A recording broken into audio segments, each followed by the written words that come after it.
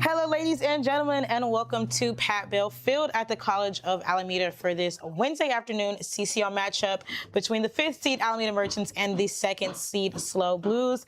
The weather is sunny. The time is 12:56. I'm Cy Youngblood alongside Gabriel Rodriguez on the Alameda Merchants Streaming Network. Now, me and Gabe are not alone, guys. We have Kyle Floyd, Octavian Ewan, and another Gabe Jensen, assisting as well. So expect to hear some more voices today as we have a full booth. A very full booth indeed, and let's just get straight into the matchup.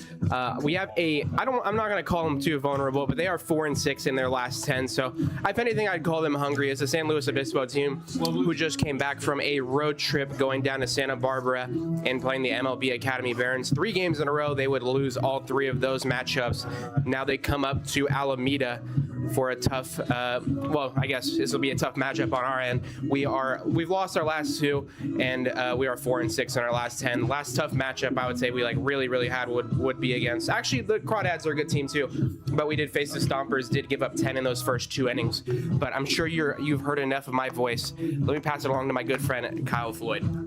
It's great to be back here on the Alameda Merchants broadcast here in the middle of July. The Merchants started off this month doing what they needed to do the rest of the season. That's winning. 3 straight wins. As Gabe mentioned, they've dropped the last 2. We're going to put aside the playoff standings right now. Bottom line is Merchants go into every day knowing that they need to win the ball game in front of them. As you mentioned, a tough task in front of them with the San Luis Obispo Blues. Fortunately, they've got Airhorn on the mound, and so we'll see if he can give them a good start, see if the Merchants can get in the win column. Looking forward to a good one. It's a nice day today. I'm going to say yesterday was a lot hotter. It would not have been as nice to play as it is here today in Alameda. 70 degrees as we sit currently. As you heard from Kyle, Cole Airhorn on the bump for the Merchants. Number 24 for them, the junior, standing 6'1", 155, out of Brentwood, California. He's a righty, and his last time out would have been against the Menlo Park Legends. He went 4 innings, only allowed 1 hit, and 0 earned runs, 0 runs allowed. So a good performance from him. He's got, obviously, you know, the 6 feet, so good extension towards the plate, and he's got some good velocity on that fastball. It has ramped up over the course of this summer. Obviously, earlier on, he wasn't getting those numbers he was probably feeling. Did give up little more runs than he would have preferred, but every single number along that stat line has come down for him. Yeah, I'm very happy with what I've seen from him thus far. Obviously, the first matchup against the Legends wasn't as good, but this last one, he was looking extremely sharp, so you could see why head coach Albert Luna decided to stick his guy out there on the mound today against a tough Blues team. Just covering the lineup a bit, we'll start with the Blues since they will be hitting first, batting first, and starting in left field, Dom Nahar. He comes back after playing with the Merchants last season. Welcome back. Batting second, playing center, Cesar Chavez. Batting third, playing third base, Brendan Comerford. Batting fourth, playing first base, Johnny Rodriguez. Batting fifth, playing shortstop, Diego Murillo. Batting sixth, at DH, Kyle Becker. Batting seventh, playing right field, Parker Cristal. Batting eighth and playing catcher, Kevin Spear. And batting ninth, playing second, Diego Gonzalez. And now for the Merchants, batting first, number 4, shortstop Nico Olson. Batting second, number 6, third baseman Zach Lewis. Batting third, number 2, Kai Laxa, second baseman. Batting fourth, number 23, right fielder Gio Martini. Batting fifth, designated hitter, number 44, Angelo Luna. Batting sixth, left fielder Kyle Sandner, number 9. Batting seventh, number 8, Fabian Gomez, first baseman. Batting eighth, number 16, our catcher Benji O'Rourke, and batting ninth, number 32, center fielder Max Giglieri. Starting pitcher for the Merchants, Cole Airhorn.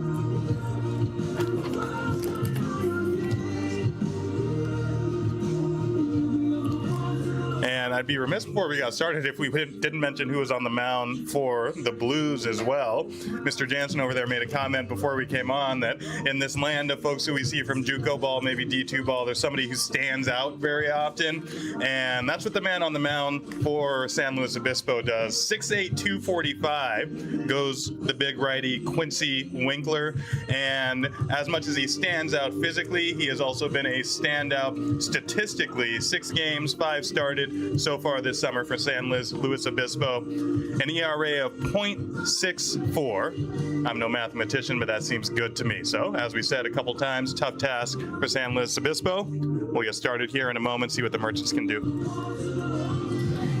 Thank you, guys. We will see you guys in just a few minutes for first pitch.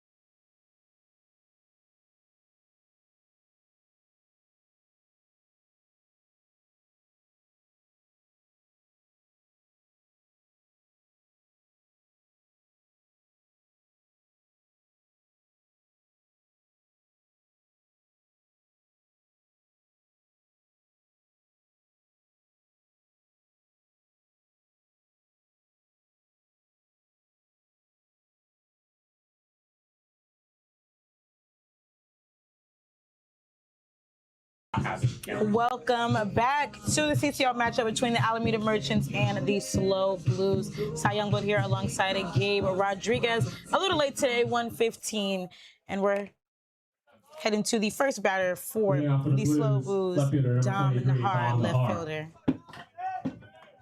Nahar enters with a 333 batting average through 66 at bats for 16 on base, 409 slug. Pretty complete summer for him.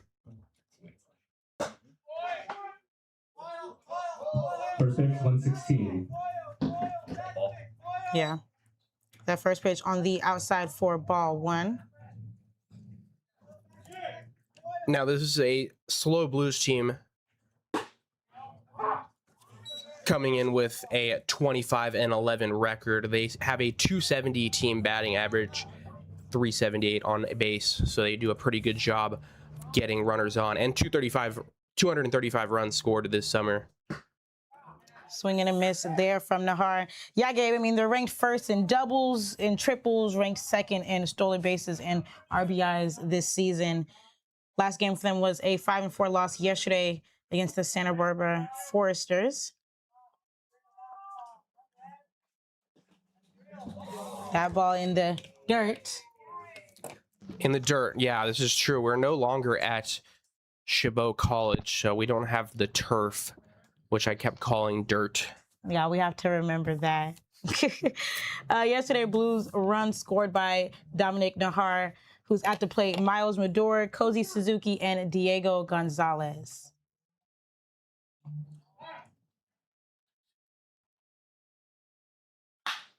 He'll hit that one over to third base. Lewis will get that into Gomez for out number one. Obviously, Zach Lewis to Fabian Gomez there, going from left to right on the field. Out in the outfield, starting from left, Kyle Sander in left, Max Giglieri in center, Gio Martini in right, Zach Lewis over there at third, Nico Olson at short, Kai Laxa at second, Fabian Gomez over at first, Benji O'Rourke in the squat, and obviously Cole Airhorn on the bump. Yes, up to plate now, number 49, center fielder Cesar Chavez.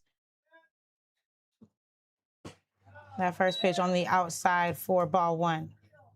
Airhorn's slider obviously has a lot of the horizontal movement. If he can keep it tight, he's going to fool a lot of hitters. That one, unfortunately, a little too far outside.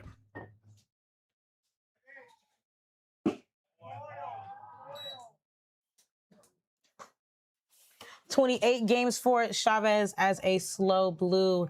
20 runs off of 36 hits, including 6 doubles.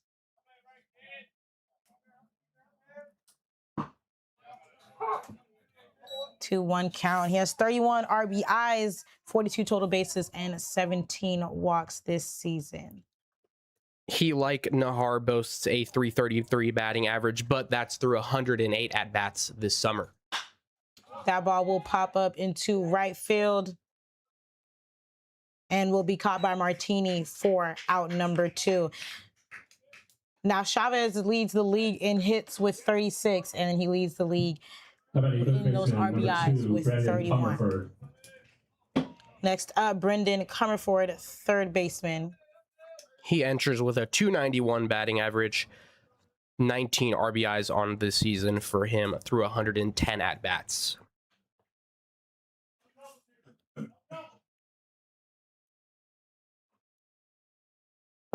Swing and a miss there for strike one.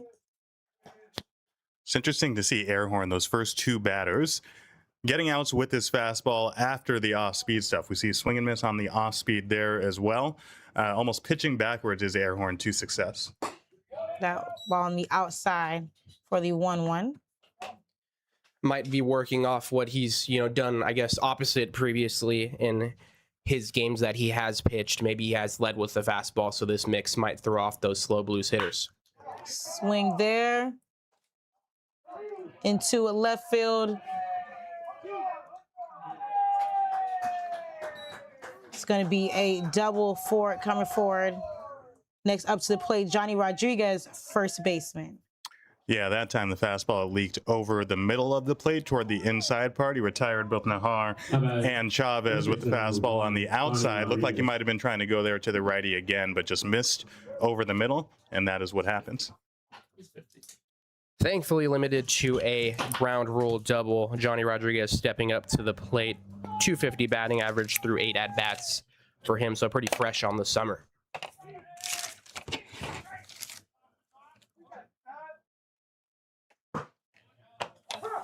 That first pitch ruled strike. 2 outs right now. Coming forward on second for the Slow Blues.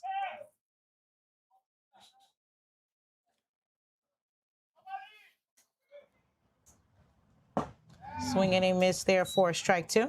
That's as good of a back foot slider that you can throw there from Airhorn. Just talking a bit about his summer, 2.41 ERA through 18 and 2/3 innings. As I said, those numbers have been coming down consistently start after start.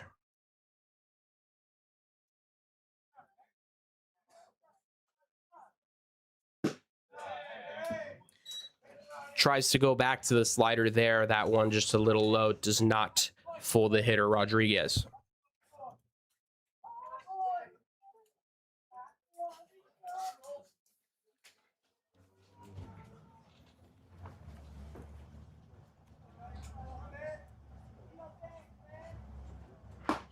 Another swing and a miss for strike 3 and out 3. 1 runner left on second for the Slow Blues, but not able to No get runs, 1 a hit, 1 run left for the there. Blues. We're heading to the bottom of the first.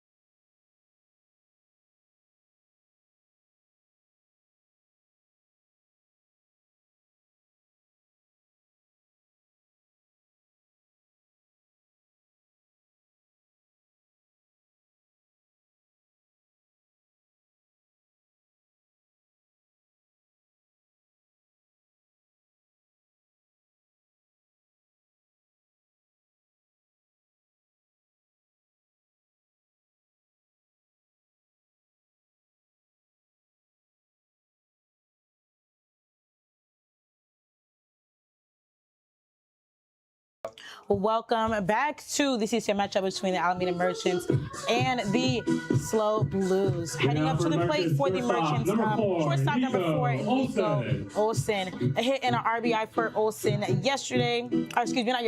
on Sunday, in the Merchants' last matchup, a 5-2 loss against the Walnut Creek Crawdads.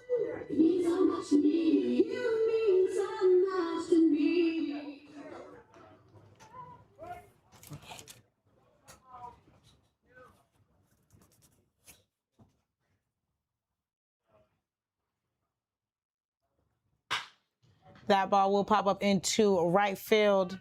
Cristal will get the catch there for out 1. Next up for the Merchants will be third baseman number 6, Zach Lewis, the senior out of Pacific Grove, California. Second, third baseman, number 6, Zach Lewis. 12 games played for Lewis as a Merchant. 5 runs, 5 hits, 2 doubles, 2 RBIs, and 9 walks. Set the defense for the Blues in the outfield. Nahar, Chavez, and Cristal in right. We just saw him around the infield. Comerford, Murillo, Gonzalez, and Johnny Rodriguez. That pitch received by Kevin Spear behind the plate from the big righty who we talked about before the broadcast. Quincy Winkler, who it seems is going with the Patrick Swayze Dirty Dancing look out there on the mound with the unbuttoned jersey. Fires in a strike there, and he is pumping some gas so far. Like you just heard the extreme height here for the pitcher. I think this is the tallest pitcher we've seen this summer. Gets extra extension towards the plate, so whatever velocity he already has is just going to look even faster to those Merchants hitters.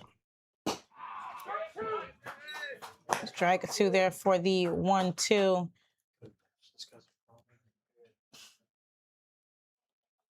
Two strike count here to Lewis. Kai Laxa on deck.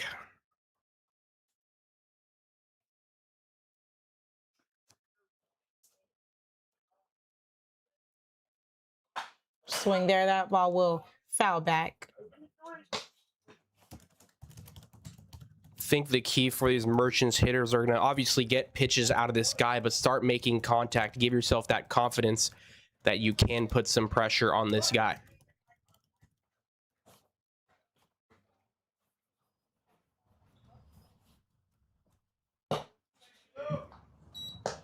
That pitch on the outside for the 2-2.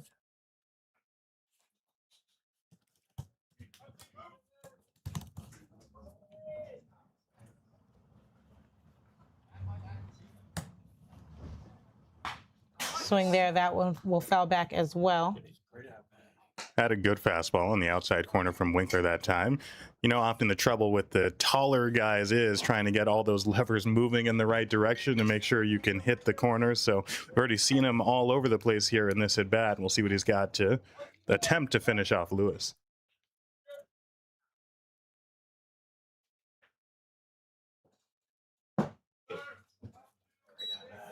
This is going to be a tough at-bat for the pitcher Winkler because Lewis is very good at making contact when he can extend his hand, so he's not going to be able to hit that outside as consistently as he might want.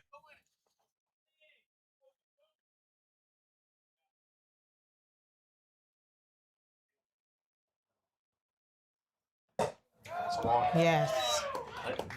And Lewis will walk to first, marking his 10th walk of the season. Coming up next, second baseman, number 2, Kai Laxa. Second baseman, Still number 2, 1 out for Kai Winkler Laxa. right now, and we are scoreless. You mentioned the sparkling numbers for Winkler this summer at the top of the broadcast, just a .64 ERA in 28 innings. Just his 9th walk on the season was that walk, but something to watch this spring. He did That walk ball will pop up 39. into right field. And it's going to be fouled out. Pardon me, Saya. Sorry. He did walk 39 in 57 innings this spring. It seemed like he had cleaned up that command so far in the summer, but we'll see what the rest of this game portends. And if these Merchants hitters can foul off pitches just like Lewis did there, they can make him miss as well.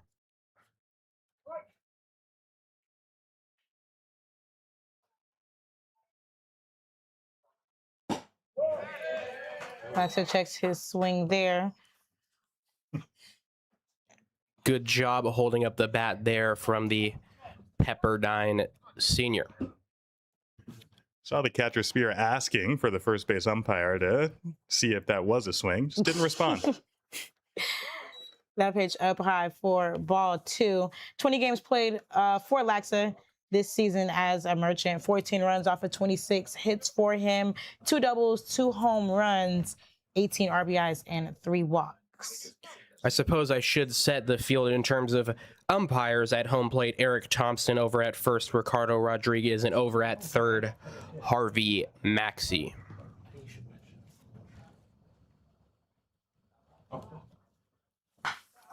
That ball fouled back for strike two.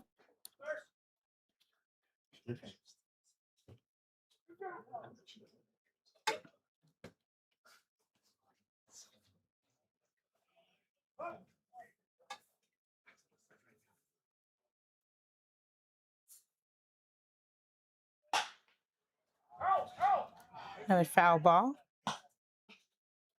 To your point just a moment ago, Gabe, a lot of foul balls for the Merchants early on. A guy who gets in trouble with his command, the more pitches you make him throw, the more you can maybe take advantage of those struggles. Black's an excellent contact hitter, doing a good job of making him work. And you've got a lefty in Martini on deck. Swing there, that will pop up. Winkler will get that into first for out number two. Lewis heads to second base, and right fielder Gio Martini heads up to the plate next for Alameda. Thankfully, the lack of velocity there on the chopper allows Lewis to move forward to second base. That'll bring up the lefty in Martini, who comes in with a .310 batting average, 6 RBIs on the season, looking to add here.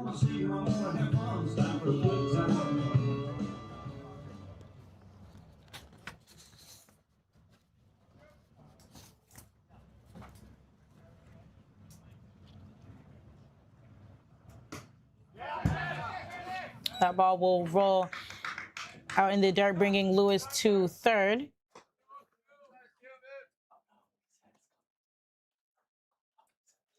Wild pitch there from Winkler. Maybe a result of all the pitches he's had to throw this inning.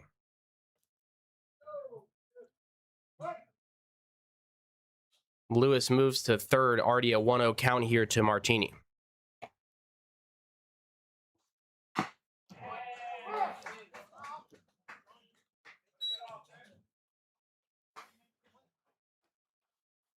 Really is a bold move to see Winkler on the mound with that entirely unbuttoned jersey. I don't think I've seen that in summer ball. I'm not sure I've seen that. Well, maybe with the Savannah Bananas, but it is a choice.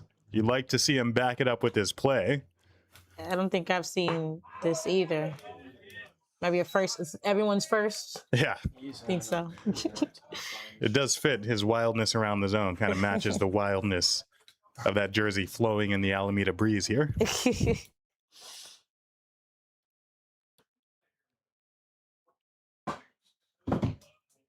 It is a little wild when you look at the guy's numbers, 36 strikeouts to, I guess, now 9 walks, but he's been very efficient this summer, so very interesting. Maybe the Alameda climate, something he's not so used to.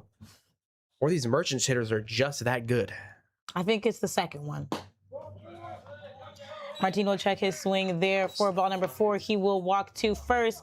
Lewis remains on third for the Merchants. Next up, designated hitter number 44, Angelo Luna. And that take buoyed your case there, Saya, that maybe it's just the Merchants hitters being that good. That's a fastball not that far off the outside corner on 3-1. That's a pitch you're not upset if Martini offers that, but he gets on base for another left-handed hitter in Luna.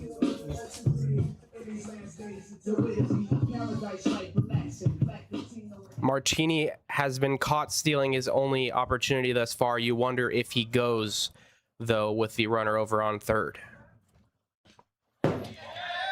Wild pitch there. That will bring Lewis in for the Merchants run, and that's going to bring Martini to second. Both runners quick on their feet with the second wild pitch of the inning from Winkler.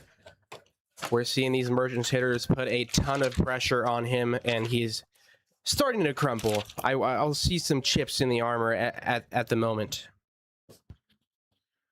Well, and a run without a hit there. You got 2 walks, 2 wild pitches, and you get the first lead of the ball game without even having to really put the bat on the ball. It's a good sign for the Merchants offense. You can assume this will be a tough matchup for them to get those hits, but if you're making stuff happen, I don't think head coach Albert Luna can complain. That pitch will pop up to center field. Chavez will get the catch on that one for out number 3. Merchants head to the top of the second, up 1-0. For Merchants, 1 run, no hits, 1 left. It's 1-0 Merchants.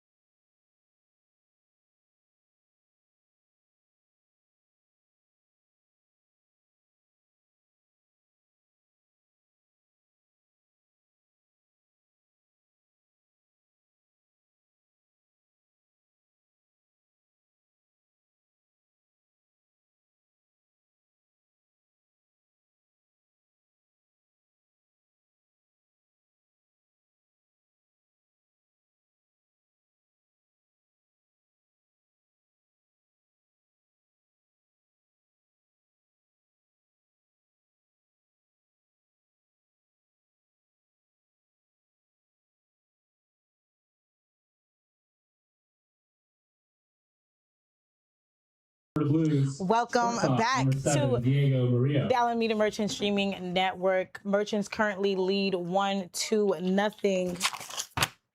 Diego Murillo, shortstop of the Blues, heads to the plate. He comes to the plate with a 291 batting average through 117 at bats, 22 RBIs for him. This slow Blues team got a lot of hitters in the lineup. That first pitch ruled a strike. We got a little bit of like a ha here for the strikes that we had not too long ago at the Island City Classic from our Home plate home plate umpire. umpire. That ball will swing into left center field. It's going to drop right in front of Giglieri. He'll get that in as Murillo heads to first. Murillo adds another hit to his already strong summer. That'll bring up the designated hitter, Kyle Becker. Yeah, 17 games for Becker as a designated slow hitter, blue number 43, this summer. Kyle 12 runs Becker. scored off of 17 hits, 4 doubles, 2 triples, and 2 home runs.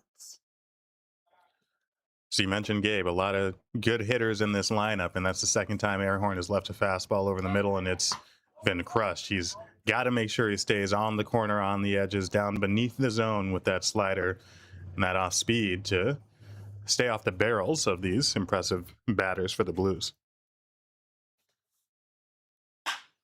Swing there, that'll pop up and be spoiled to the left side.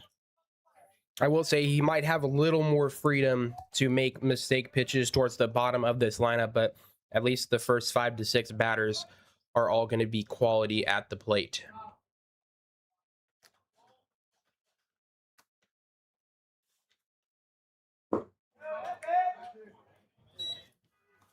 O'Rourke with another save there, as he's done all summer, doing a great job blocking behind the plate.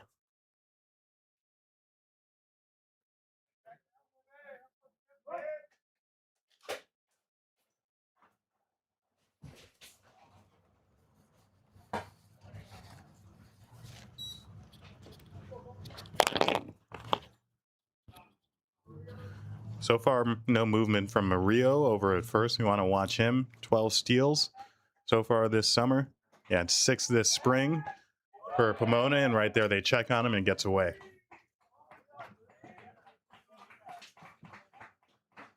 And he makes a big round around second. Thankfully, Martini able to get it back in, but a mistake there from Airhorn on the throw over. He's got a 2-1 count currently to the DH Becker.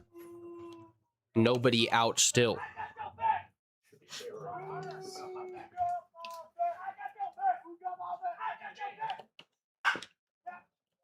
That ball will be spoiled to the right side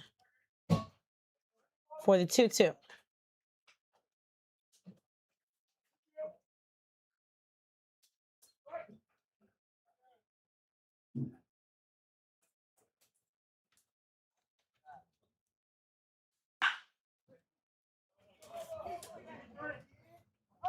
That pitch there barreled by Becker, thankfully foul.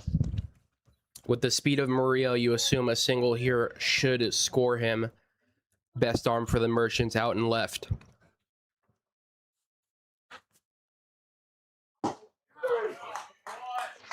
And that is strike 3 and out 1 as right fielder Parker Cristal heads to the plate next for the slow Blues. And Diego right fielder, Murillo number 35, still Parker on Cristal. second base. Good response there from Airhorn. Punches out the DH with the fastball up at the top of the zone. Good location there.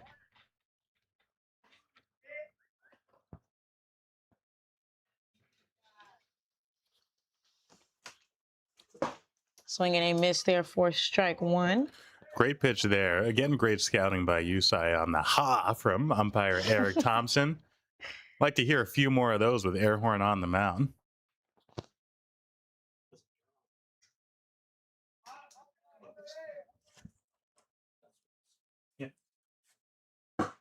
That second pitch on the outside for the 1-1.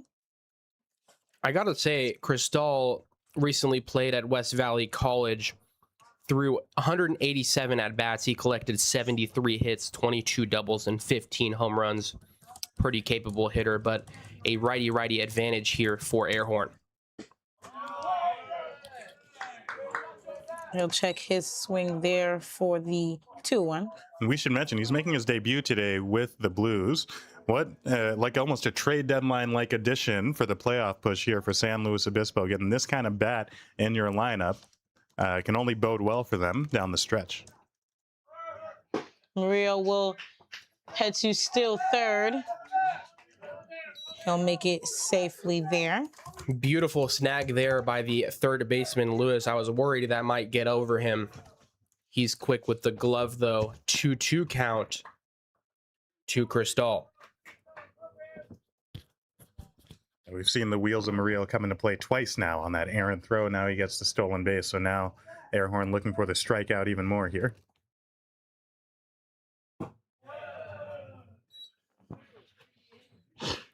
He misses with the slider there. You wonder what he'll use to try and get back in the zone. We do know he does have a good split action. Wonder if he'll go with that there, try to fool Cristal, who's probably expecting a fastball. I say get him to chase that slider again. Ooh, fastball. All right, Cristal will walk to first. Maria remains on third. Next up, the catcher, number 6, Kevin Spear. Catcher, number 6, Kevin Spear. 1 out for Airhorn right now. Merchants still lead 1-0. Spear a 286 batting average through 42 at bats, 8 RBIs, 1 double for him.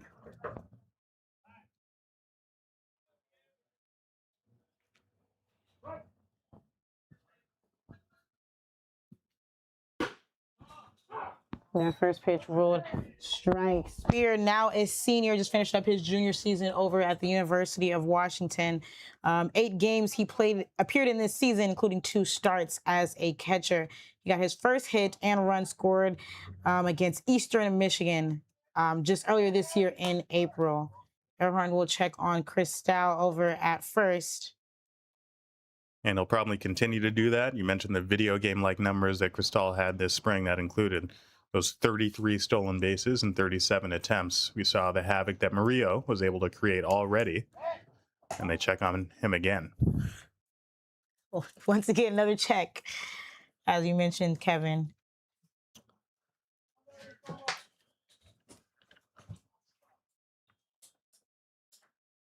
Airhorn will have to be careful with those throwovers. Already an errored throw this inning. Beautiful slider in there, started on the inside, ends up in the zone. I must mention, Spear is, what would be the term? He is capable of striking out 15 of those for him this summer. Swing there, that will go and just miss Olsen. That's going to bring Murillo in for a Blues run. That play looked very close at second. I thought Laxa might have gotten the tag down. Just unfortunate. That hop ate up Olsen. It trickles into the outfield. Giglieri comes in, throws it into third. Lewis tries to get it in. Got to be frustrating for Airhorn. He got what he wanted, the exact swing on that fastball on the outside corner. A little bit of an in-between hop for Olsen.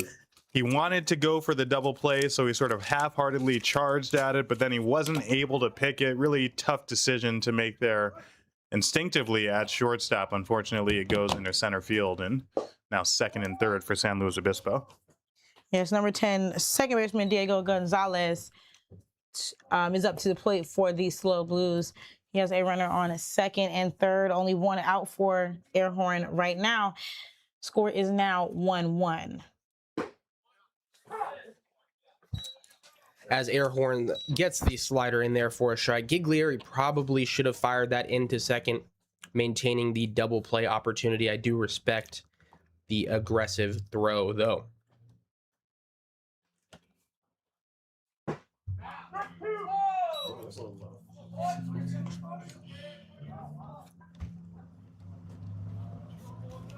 Back-to-back sliders for Airhorn.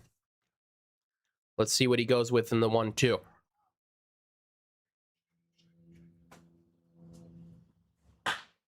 That ball will pop into right field. It's going to be caught by Martini. Cristal will make it in for another Blues run. As Spear heads to third base. That'll bring up the second baseman, number 10. Sorry, the left fielder, number 23, Dom Nahar.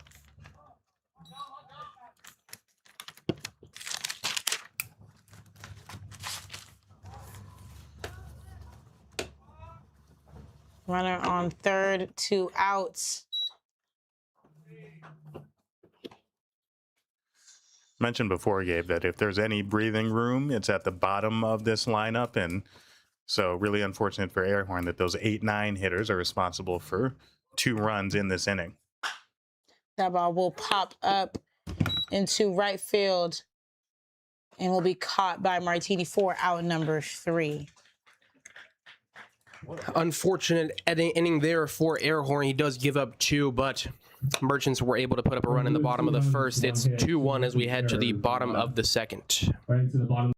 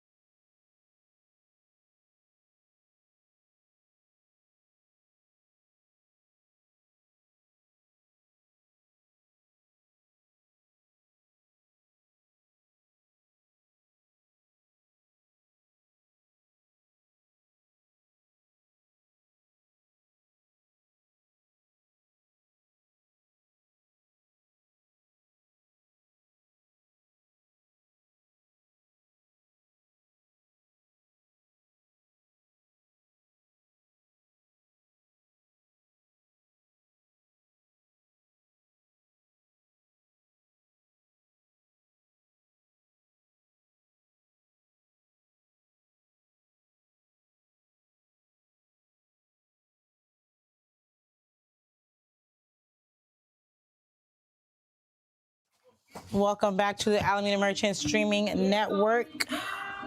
Up to the plate next for the Alameda Merchants, number 9 left fielder Kyle Sander. Number 9, Kyle Sander. Blues currently lead 2-1. Sander enters with a .292 batting average through 65 at bats. Yes, the recent commit to Cal State LA. Congratulations to Sander for that. Swinging and miss there for strike 1. 13 hits, including 4 doubles and a home run for Sander as a Merchant this summer.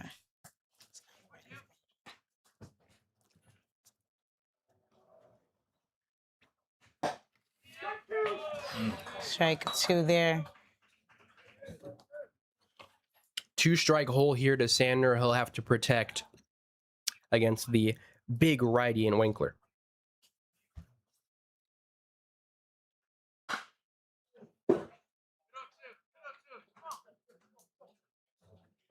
Good job to foul that one off. If you recall to the bottom of the first, this is how they kind of got things going, fouling off pitches, making him miss off the plate.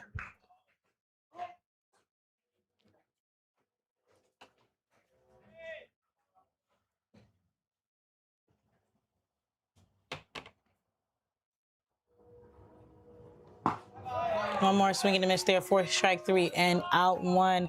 Next up, first baseman number 8, Fabian Gomez. And our dance break.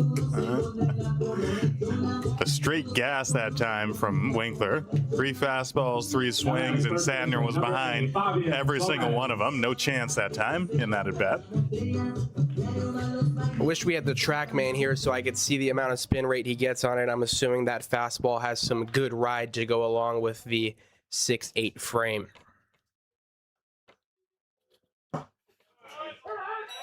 Strike one there. 18 games for Gomez as a Merchant this summer. 8 runs scored off of 10 hits, including 2 doubles and 2 home runs. 7 RBIs and 5 walks to the date for the sophomore out of Concord. Swing and a miss there for strike 2. Winkler's been up to 90 at least as of a year ago. And of course, with that frame, you'd expect that with each year, he's going to fill out potentially and add even more to that fastball. Already ahead after 2 to Gomez here. Not to mention, you talked about before the broadcast, 245 frame in his freshman year at SLO, a 225. He'll hit that one. That will ground out into center field. Gomez will make it safely to first. Next up, catcher number 16, Benji O'Rourke for the Merchants. Gomez sees that pitch well. That ball had some good life on it, and he sends it straight up the middle. That'll bring up the catcher, who's done quite a good job this season, at least behind the plate, Benji O'Rourke. He enters with a 224 batting average through 49 at bats. 6 RBIs for him. Swing and a miss there for strike 1.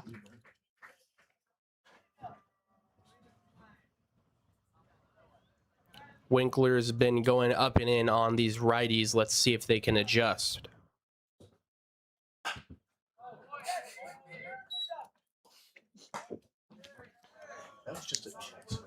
Benji tries to check his swing there. That ball takes a ride over into the parking lot behind the Blues dugout.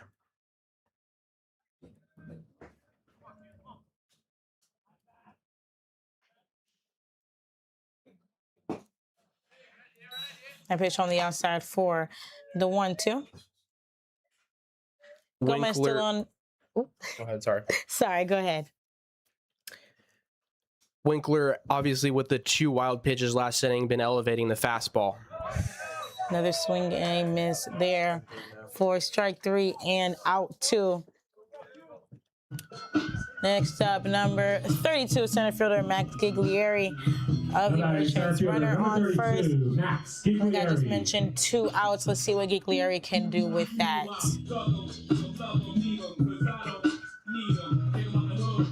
Yeah, we can assume that Winkler is going to keep the fastball up because every time he went low with it, it was a wild pitch. Another lefty here for the Merchants. Strike 1 there. That right there is the key to these left-handed hitters. That's the first really good breaking ball we've seen him throw. We saw him lose Gomez on an 0-2 with the hard stuff on a bad pitch over in the middle. But if he can get that pitch for strikes, it's going to be difficult for Alameda. And the breaking pitch in the dirt there. Good block by the catcher, Spear. That'll keep Gomez over on first, who himself isn't a huge base stealing threat. No attempts on the summer.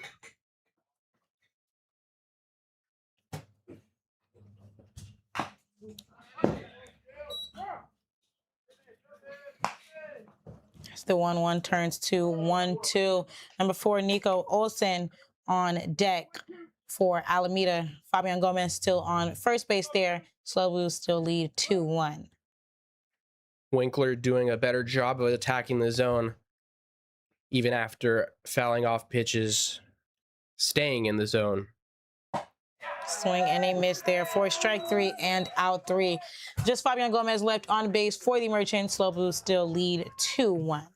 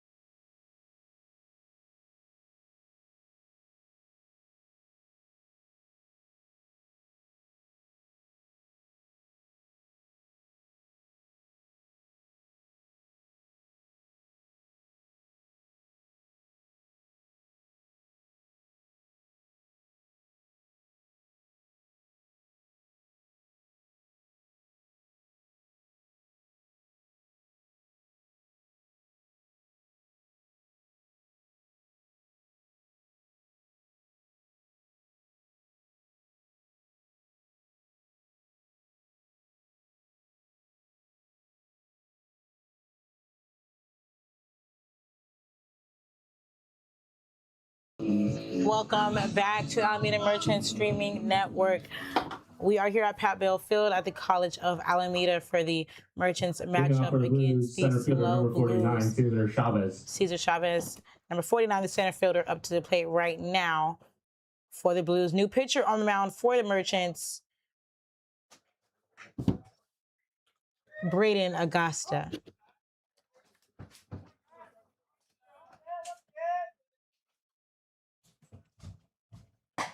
That ball way on the outside for the 1-0.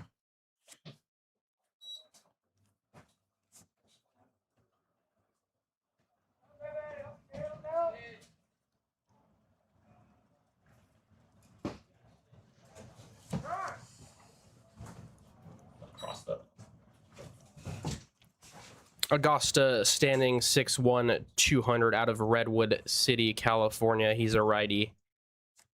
And his first two pitches since he's entered have been balls. He'll look to get in the zone here against the Blues 2-hole. As for the hitter, Chavez, 28 games for him as a Slow Blue this summer. 20 runs scored off for 36 hits, 6 doubles, and leading the league in RBIs with 31.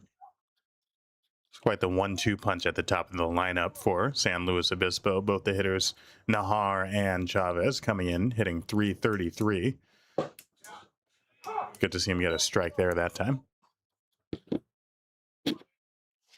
Not to mention they both have well over 400 on base percentage. Both of them capable of collecting walks. Chavez himself 17 on the summer. 3-1 count.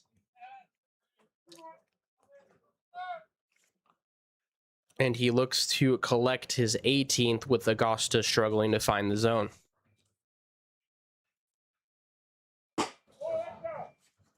Ball 4 there.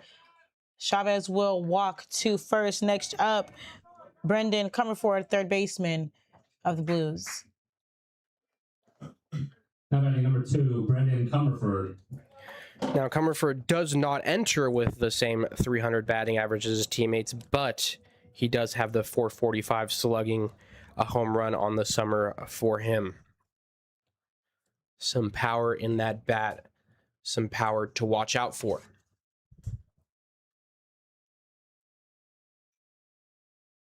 Swinging and miss there for strike 1. 30 games for Comerford this summer. 22 runs scored off for 32 hits, 10 doubles, 2 triples, and a home run. A very healthy swing there from Comerford. Good pitch there by Augusta.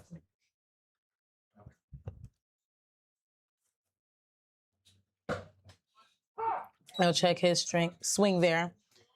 Strike 2. He's got an 0-2 count to the Blues power hitter. Let's see if he could sit him down here. Augusta will check on Chavez at first. Chavez, 15 stolen bases, only caught once on the summer. He'll look to leave with 2 strikes. Swing there, that'll pop up into center field. Giglieri will get the catch there for out number 1 as Chavez heads back to first base. Next up, shortstop number 7, Diego Murillo. An unproductive out, exactly what Augusta was looking for there. Now he has a double play opportunity against the Blues cleanup hitter. Johnny Rodriguez. Excuse me, first baseman Johnny Rodriguez is up to the plate. The senior out of Fullerton.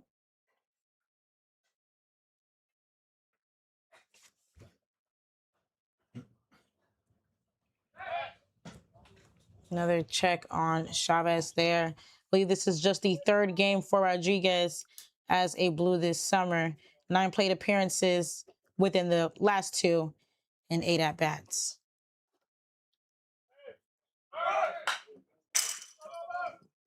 That ball will foul back as Chavez heads to try and steal second. Yeah, I saw the speed last inning from Murillo for the Blues. They got plenty of speed with Nahar and Chavez right behind him. Augusta's going to go sinker, slider, changeup primarily, and he would love one of those sinkers under the barrel right now for a double play.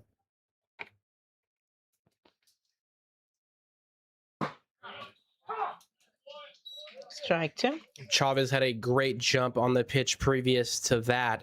They were attempting the hit and run.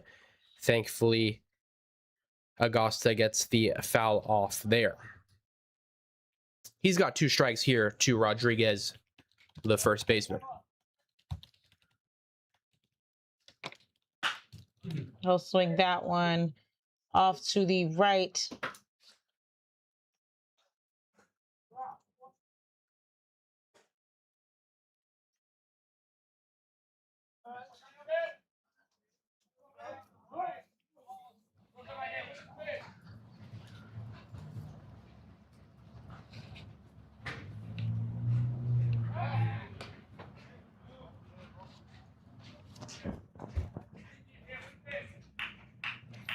Augusta checks on Chavez again, who might be looking to take off before any ground balls that might threaten the double play.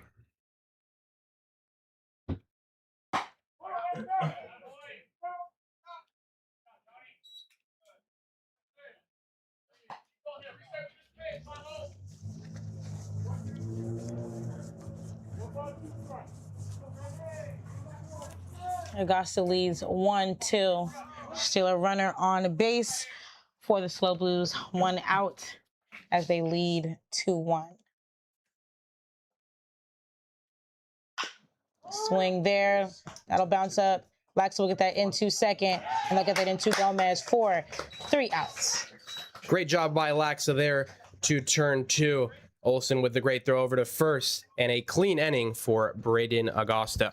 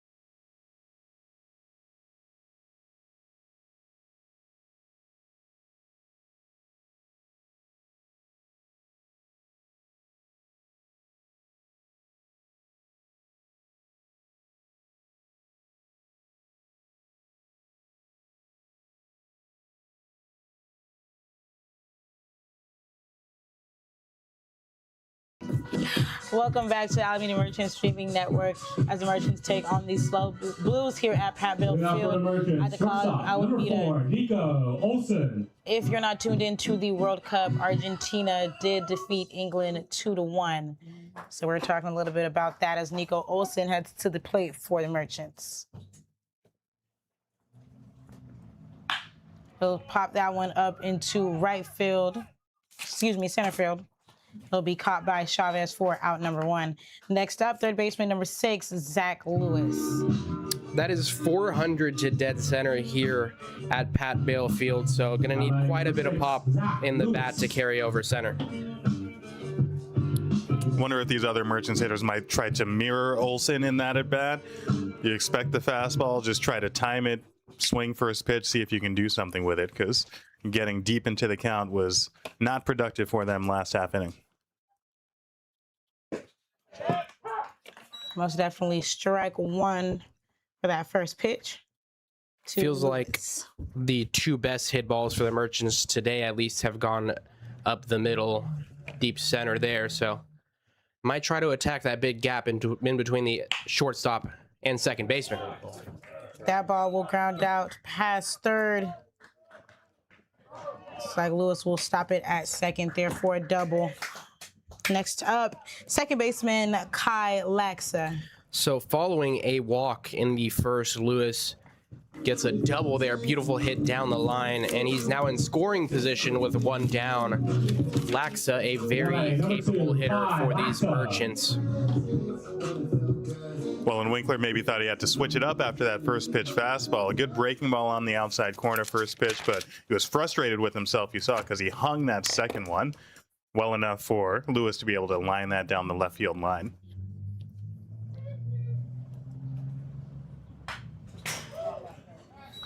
Strike one there as that pitch is fouled back.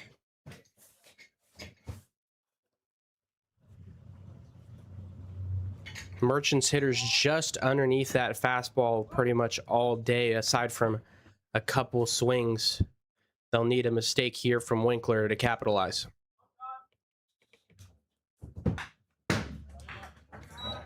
Strike two.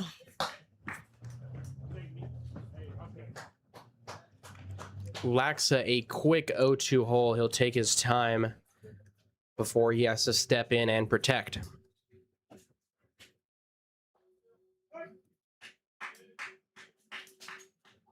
Lewis on second following the one-out double.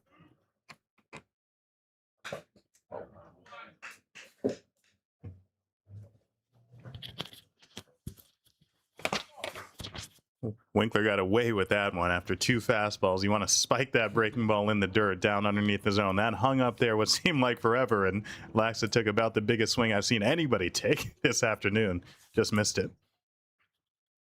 3 pitches fouled back for him. Let's see what he can do. We go 0-2 again.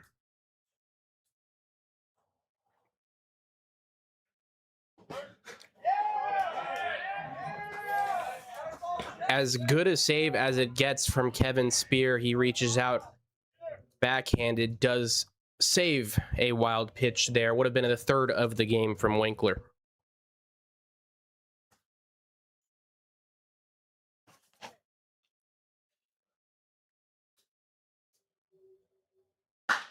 He'll pop that one into right field. It'll be caught by Cristal there as Lewis heads to third. Lewis will make it there. That'll be out number 2. And next up will be number 23, right fielder Gio Martini. Laxa with a great opposite field approach in his first 2 at-bats does get some carry out into right, maybe just a little bit lower on the launch angle, and he'll find some hits. Gio Martini singled up the middle his last time up, a hard hit ball. Granted, it was a fastball over the plate. He'll look to kind of replicate that, or if he can get another pitch to hit. Yeah, 6 RBIs for Martini this summer. Let's see if he can make it 7 right here to tie up this game. That first pitch called a strike. Also in play, the same way the Merchants scored back in the first inning, the wild pitch. We saw that last inning. Winkler again having trouble occasionally with that fastball command. So see what Spear does behind the plate. Beautiful curveball there from Winkler. He's got an 0-2 count here to Martini, who's looking to capitalize the tying run on third.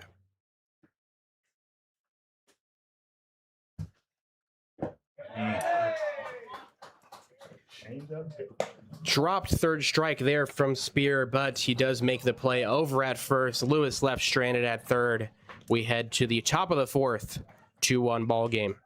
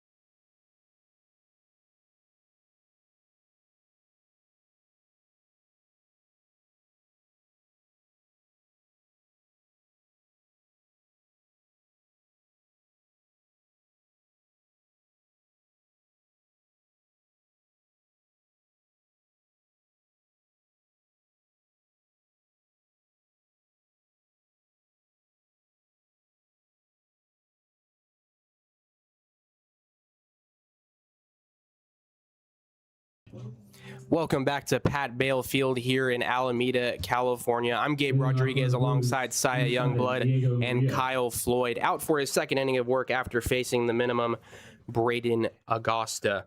He'll face Diego Murillo, his second at-bat of the game. 2-1 ball game as we sit. Augusta looking to get his bats back out there.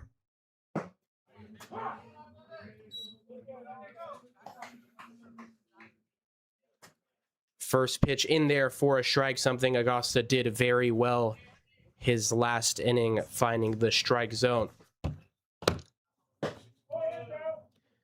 That sinker off the outside there. I'm sure he's looking to attack that outside half of the zone here against a 291 hitter in Murillo, at least entering this tilt. The 1-1. Slider way off the outside there, does not get an offering from Murillo.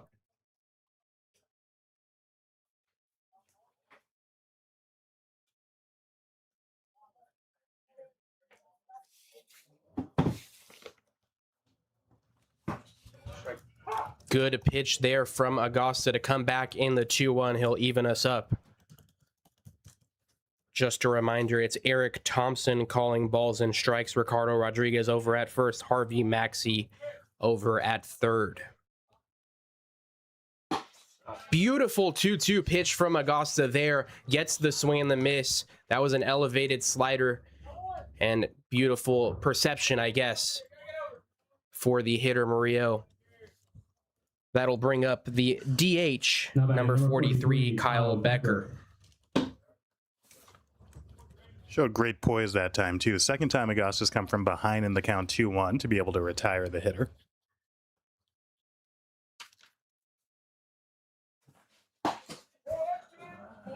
His first offering to the lefty, a little in the side.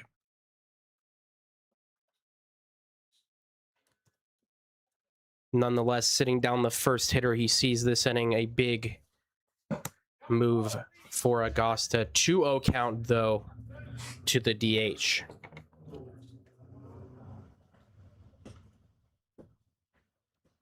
What I spoke to earlier, only a 243 average entering the game for Becker. As he fouls that pitch off into the Merchants dugout. Everyone ducking. 70 at-bats for Becker this summer, 12 runs, 17 hits, 4 doubles, 2 triples, and 2 home runs, as well as 18 RBIs. Not quite an RBI opportunity for him here. 2-1 count. That one hit just up the middle. Augusta does reach his glove out, but not quick enough. That's a single for Becker. That'll bring up the right fielder, Parker Cristal. Two of the hardest hit balls on the afternoon. That foul ball preceding that line drive up the middle, obviously where Augusta doesn't want that slider just hanging over the middle of the plate, and that's what happens to those. Nonetheless, he's got a righty-righty matchup here and a double play opportunity. Laxa shading over towards second. First pitch slider close enough, but doesn't get an offering from Cristal.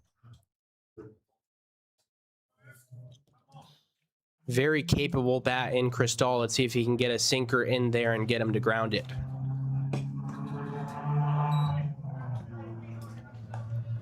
Another one off the outside there. 2-0 count to Cristal. Back-to-back 2-0 counts to start off his last 2 hitters.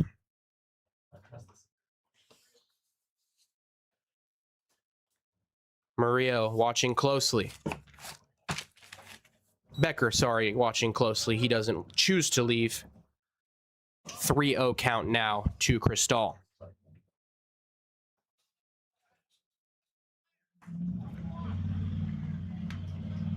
Becker, no stolen base attempts this summer. Augusta fires one in there. Strike 1.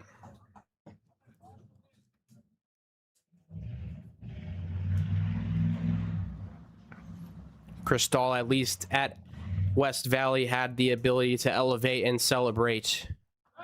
That is not what Augusta is looking for here as he checks on the runner at first. I think perhaps Augusta was a little too reticent to come in the zone with that fastball. Cristal took several breaking balls, had to come in with a fastball, still behind here, 3-1.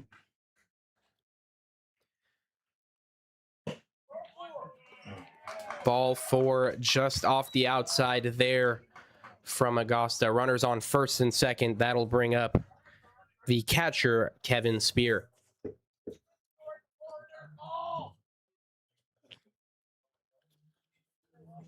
That's a good at bat from Cristal as well. Augusta didn't put the ball where he wanted to that last time, but a lot of good takes there as we get a meeting on the mound. And that last pitch especially was a fastball, that sinker just off the outside corner. Not an easy pitch to take, but Cristal did so very well.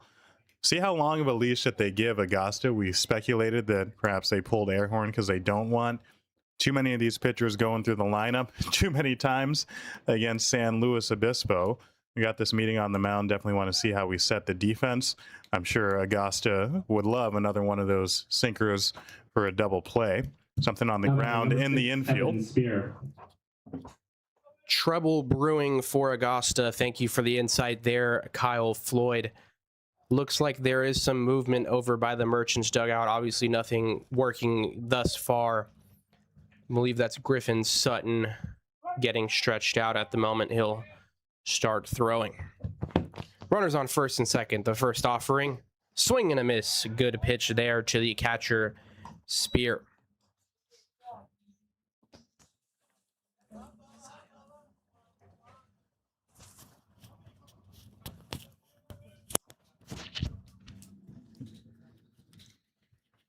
It's an 0-1 count now to the Blues catcher. Good looking slider there. Does not get Spear to come around. That'll even us up at 1-1. We saw that in the last at bat with Cristal taking those sliders off the plate. As I mentioned, what does Augusta have after he doesn't get that swing and miss that he needs on that pitch? He'll double up on the sliders there, make it a 2-1 count.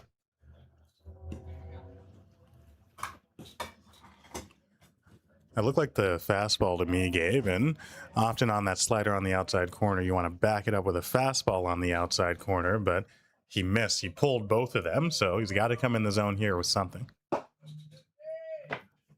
Little low there for the third ball. 3-1 count now, one down. Threat of walking here. The second baseman, Diego Gonzalez, on deck.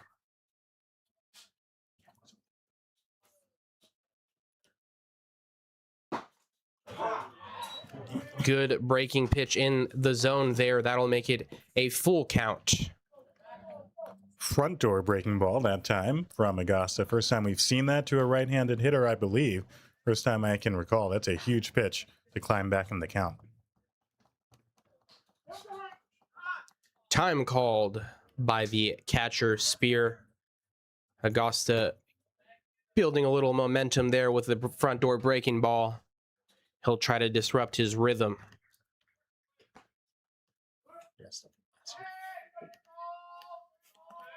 3-2 count. Augusta checks on Becker at second. Cristal over at first. Still one out here in the top of the fourth. Again, a critical point with 8-9 in the lineup due up here. Like to see if you can end it right here. That ball grounded. Lewis, step on third for the force out. He fires over to first. And safe is the catcher, Spear. So 2 down here in the top of the fourth. That'll bring up the second baseman, number 10, Diego Gonzalez. Just hoping that Ricardo Rodriguez over there at first would ring him up. He did look safe there at first base, but that double play would have been just what the doctor ordered. One more out, hopefully here to get before we have to turn to the top of the lineup. Good wherewithal there from the third baseman, Lewis, to at least get the lead runner. Does make it a close play at first. First pitch to Gonzalez. Back foot slider ball.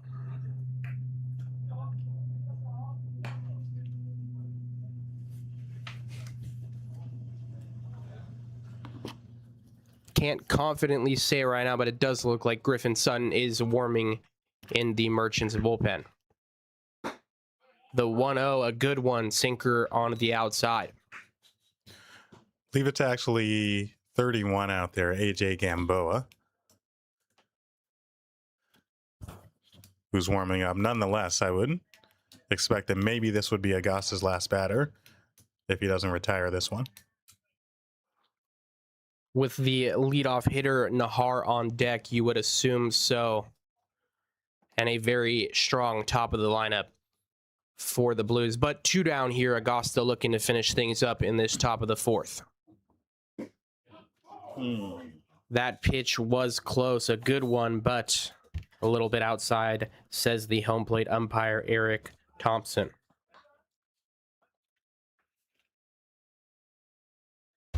Laxa will come in, have a mound meeting. O'Rourke will join them. Yeah, you wonder with that runner on second if they maybe want to switch up the signs, make sure Cristal's not relaying anything back to that hitter. Maybe concerned after that take. Pretty good pitch that he was able to spit on. This is a 9-hole hitter in Gonzalez who came in with a 143 batting average through 42 at-bats. That ball lined hard, but foul down the first base line. The runners do have a 2-out jump, so anything that finds outfield grass should at least score Cristal. I think Augusta would take that pitch again just a little bit lower in the zone. That sinker elevated. See what can happen there. Fortunate that it was pulled foul.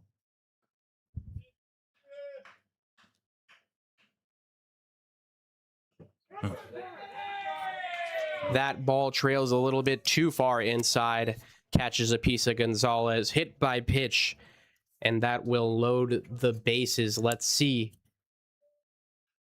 if head coach Albert Luna decides to make a move. I assume not. He's still sitting down. The righty in Nahar stepping up to the plate. Very dangerous hitter for these Blues. Only 5 RBIs on the season, but he is a leadoff hitter, and he has a great opportunity to get some now. That ball popped up, though. Looks like Martini has a read on it. He'll have to trail over quite a bit, but he makes the catch for the final out of the inning, and Augusta gets out of the bases loaded jam. Still a 2-1 ball game as we head to the bottom of the 4th.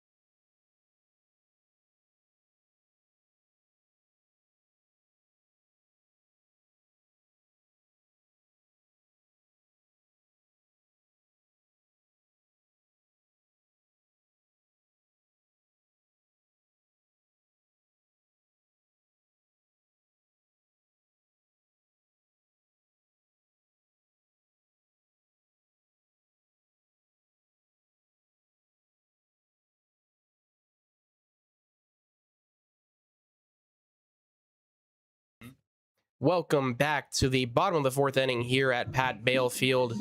I'm Gabe Rodriguez alongside Saya Youngblood and Kyle Floyd. It's a 2-1 ball game, and out for his fourth inning of work, Quincy Walker.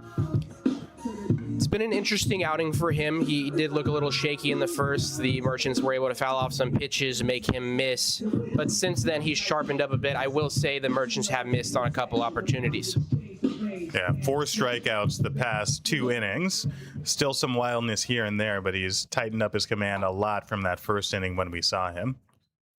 That'll bring up the designated hitter today, Angelo Luna. He grounds that one into the gap.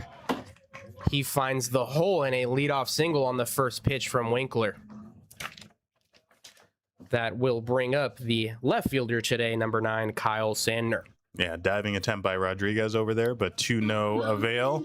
Luna doing what I suggested last inning, suggested maybe the Merchants are doing, just go up and hunt fastball, take your best swing. He did roll over on it, but good things happen when you put the ball in play. Indeed, Mr. Floyd, indeed. That'll bring up the left fielder, Sandner. And we've got a runner on first. He bunts. And the third baseman, Brendan Comerford, unable to field it. That's a fielding error by him. Nonetheless, Luna advances to second. Sandner gets on base. That's a huge break for Alameda. Comerford had a beat on that ball. Luna would have been out by 50 feet at second base if he's able to field it and make the clean transfer. These are the opportunities against this kind of pitcher that you have to take advantage of with the left-handed hitter now up at the plate. Number 8, Fabian Gomez. So 2 pitches, 2 players on base for the Merchants. The first baseman, Fabian Gomez, stepping up to the plate. Lefties have found some success against Winkler here today. Let's see if they can keep it up. That ball way outside. Winkler missing arm side there. 1-0 count to Gomez.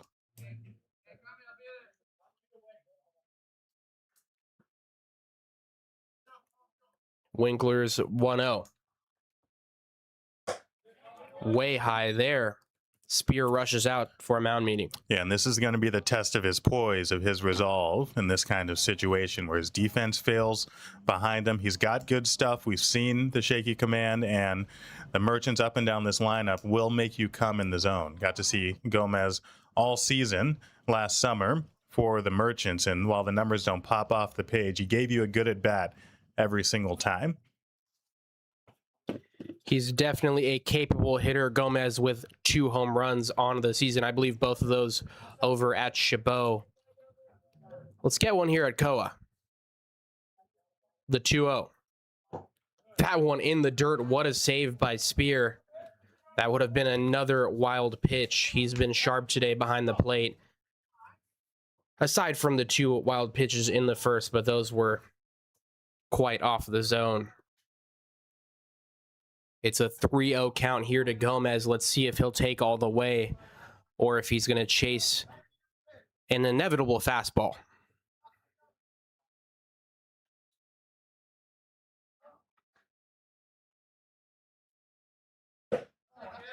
Fastball comes and it does catch the inside half of the zone. 3-1 count here. Yeah, Gomez taking all the way that time. As you said, just able to clip that inside part. Luna leading off second, Sandner leading off first. The 3-1. Way inside there. A walk for Gomez. That'll bring up the catcher, Benji O'Rourke. Bases loaded for the Merchants and nobody out. You'll have to tell me, Gabe, what kind of small ball game, if one at all, have the Merchants had throughout this summer? I will say we haven't had too many sacrifice flies, but if there was anybody that could do it, I feel like O'Rourke with his contact ability could find it. We do have somebody warming up in the Blues bullpen. You wonder if they turn to him now. emergency warm-up for him. I think they were expecting Winkler to get through this fourth on his own. Nonetheless, bases loaded, nobody out. Yeah, maybe trying to buy some time for the guy warming up out there in the bullpen. I asked that question because I wonder if they might think about trying to lay down another bunt here. Maybe not a suicide squeeze play, but something to try to move these runners, get at least one run home to tie the game before we turn back to the top of the lineup. I guess the main concern would be how much speed do you have with Luna over there on third? Can you punch him through with a suicide squeeze? Great point. O'Rourke does have some contact ability. Let's see if he'll put it to use here. A tough matchup for him against the 6'8 righty. He fouls the first pitch off the catcher's mask. And I believe that's the first count this inning that Winkler has gotten ahead 0-1.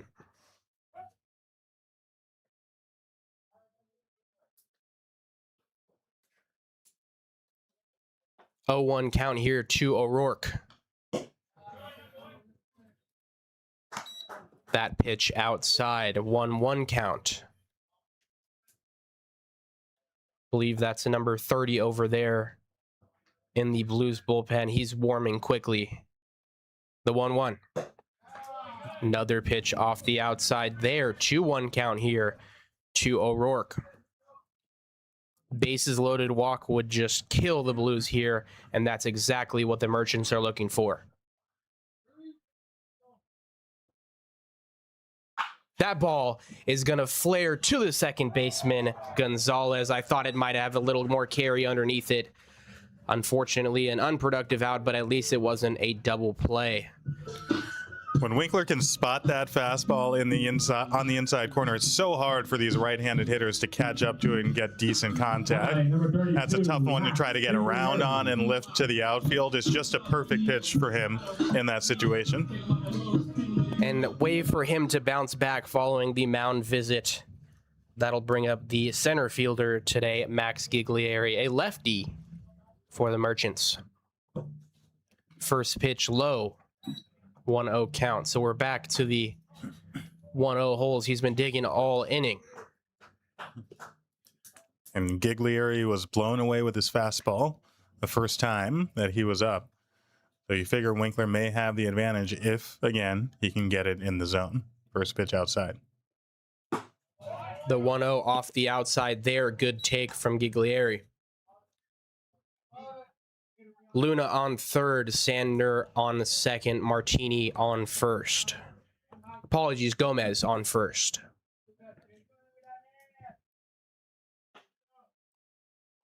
The 2-0. Healthy hack from Giglieri, but the fastball has him fooled yet again. 2-1 count. And that's a perfect example right there. Big swing, but well behind that fastball.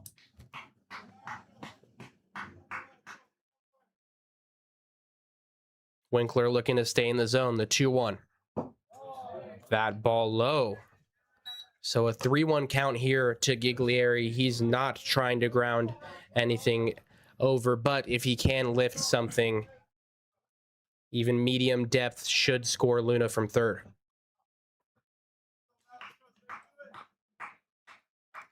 The 3-1. That pitch called a strike on the inside there. Might have gotten a little bit of generosity from home plate umpire Eric Thompson. Yeah, Giglieri was backing away, hoping he could back all the way to first base. Home plate umpire had other ideas. Giglieri's got speed. Even anything on the ground would be tough to double him up, Gabe. Full count here. That ball has some lift. That should score Luna. Great play by the center fielder Chavez. Luna tags up, and we've got a tie ball game. So Giglieri does his job, gets some medium depth. Luna comes across, and that'll bring up the leadoff hitter Olsen. Does more than his job. He says, what's that about me not being able to catch up to that fastball? He hit that on a rope out to left center field, and it took a great play for that to only be one run. Fantastic hitting that time by Giglieri. Got ahead in the count, did what he had to do to get the run in. Yeah, a beautiful jump there from Cesar Chavez, the center fielder. He makes a sliding play that would have surely scored 2 runs, if not 3, with decent speed over on first. from Gomez. Nico Olsen stepping up to the plate. He's got an RBI opportunity.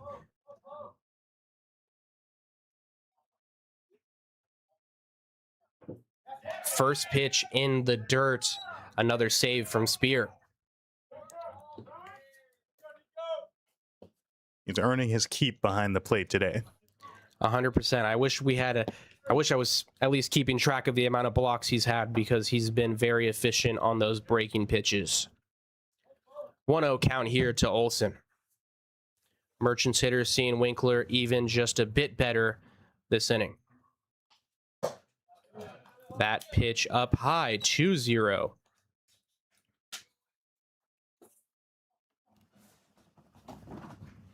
Must note, this is Winkler's 4th inning of action.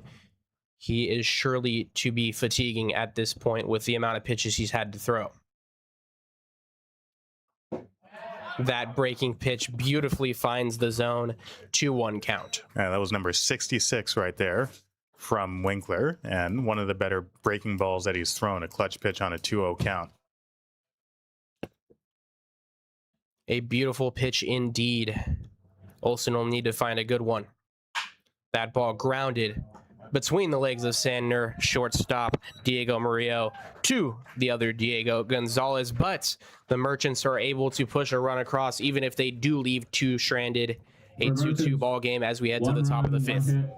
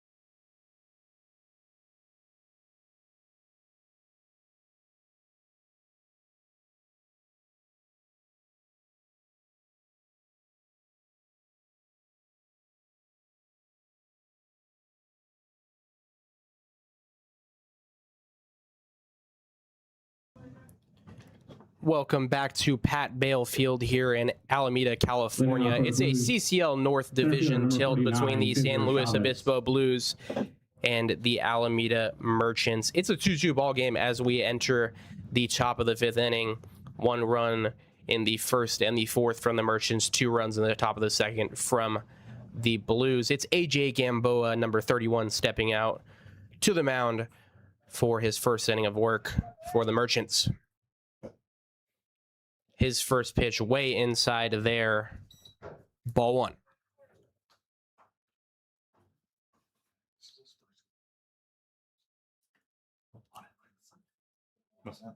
Gamboa has 1 appearance thus far, 2 innings pitched, 2 hits allowed, 1 run, nothing earned.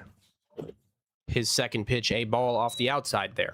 Good to see him back in the saddle with Alameda after being with the team for much of the summer last season. I always put him and Jackson Garcia in kind of the same bucket as those mid-80s throwing right-handed pitchers with a bunch of different pitches to throw at you.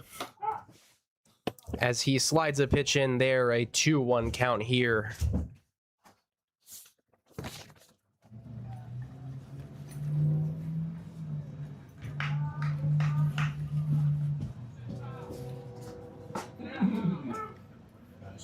It's number 49, the center fielder, Cesar Chavez, at the plate. A 2-2 count to him. He obviously made a great play in center to stop what would have been 2, maybe 3 runs scored for the Merchants last inning. He'll look to protect or capitalize on something here from Gamboa. And he capitalizes indeed. That one hanging a little too high, and he lines one into center for a single.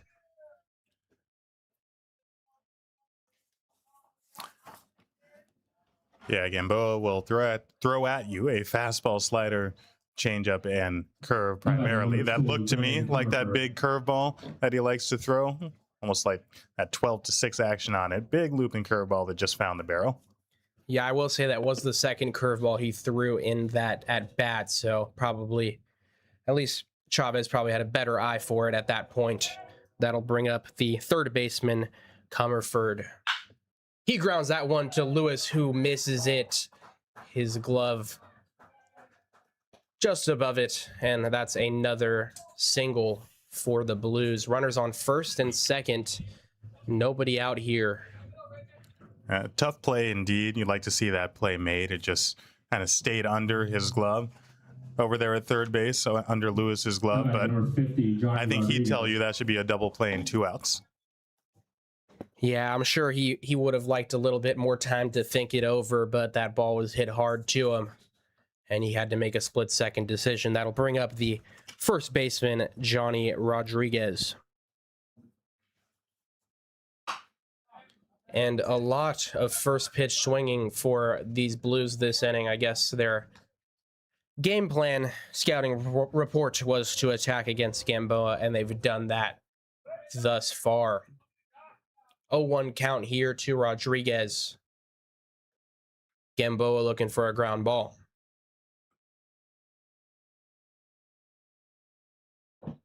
Swing and a miss. 0-2 count and a good block from O'Rourke. Yeah, great curveball that time that he bounced in the dirt, got Rodriguez up in front. 12 homers this spring for UNLV for Rodriguez, and doesn't he just look like a power hitter? Every bit of 6'2", 220, just tightly coiled, waiting to unleash that left-handed stroke, it seems. Gamboa trying to stay away from that. Saw him hitting some pumps in batting practice. The 0-2. Outside there, make it a 1-2 count. Rodriguez definitely a capable power hitter, as Kyle just mentioned. And runners on first and second threatening here against Gamboa in his first inning of work. His 1-2 coming up.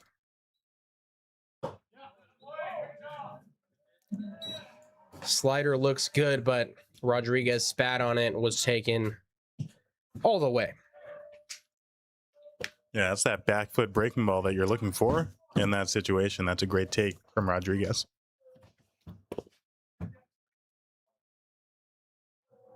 The 2-2 from Gamboa. Grounded. Laxa fields it, flips over to second, and they'll get the runner there. So good play by Olsen to come over and not throw it over to first. You never know if Gomez might miss it, and that would have been a run scored with a runner on third. That'll be the shortstop coming up, Diego Murillo. Number 7, Diego Murillo.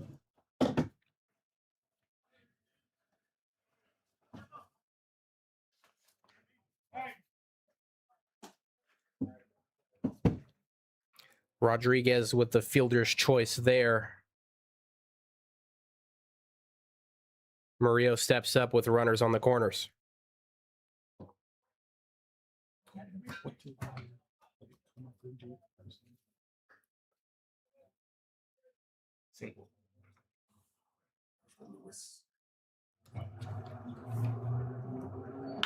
That ball lined up the into center rather, and that'll be an RBI single for Murillo. So after the Merchants are able to tie it up in the bottom of the fourth, some offense here in the top of the fifth produces a run for the Blues. Obviously looking for that shutdown inning after tying the game. They're not able to get it. Number 43, Very concerning. A lot Packer. of loud noises off the bats this inning. Gamboa is not a guy who's going to blow you away with velocity, so he has to be precise, and so far that hasn't been the case. Couple of those breaking pitches hanging up there, and the Blues have not disappointed. Runners on first and second. And he does get a swing and a miss here against the designated hitter, Kyle Becker. We should mention again that ground ball that went under the glove of Lewis over at third base certainly looms large now.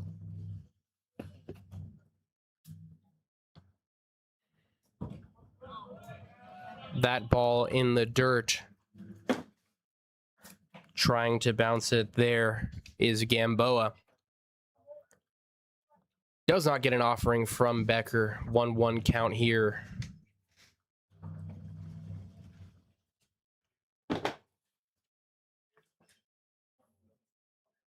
Rodriguez on second, Murillo on first. The 1-1 off the outside there. 2-1 count now.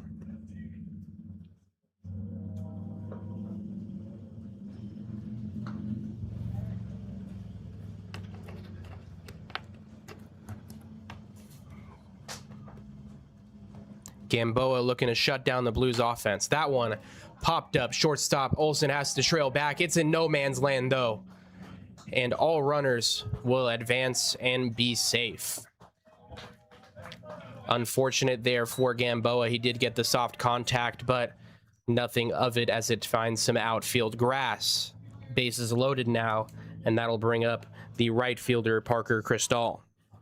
Yeah, the baseball gods just didn't smile on him that time. Into that Bermuda Triangle there in between the shortstop and center fielder and left fielder, who didn't have as much of a chance, but Giglieri was on his horse, just wasn't able to get there. And an important meeting on the mound here. Again, after the Merchants just tied this game, they're in danger of it completely getting away from them. They've done so well to hang with such a tough squad the first part of this game.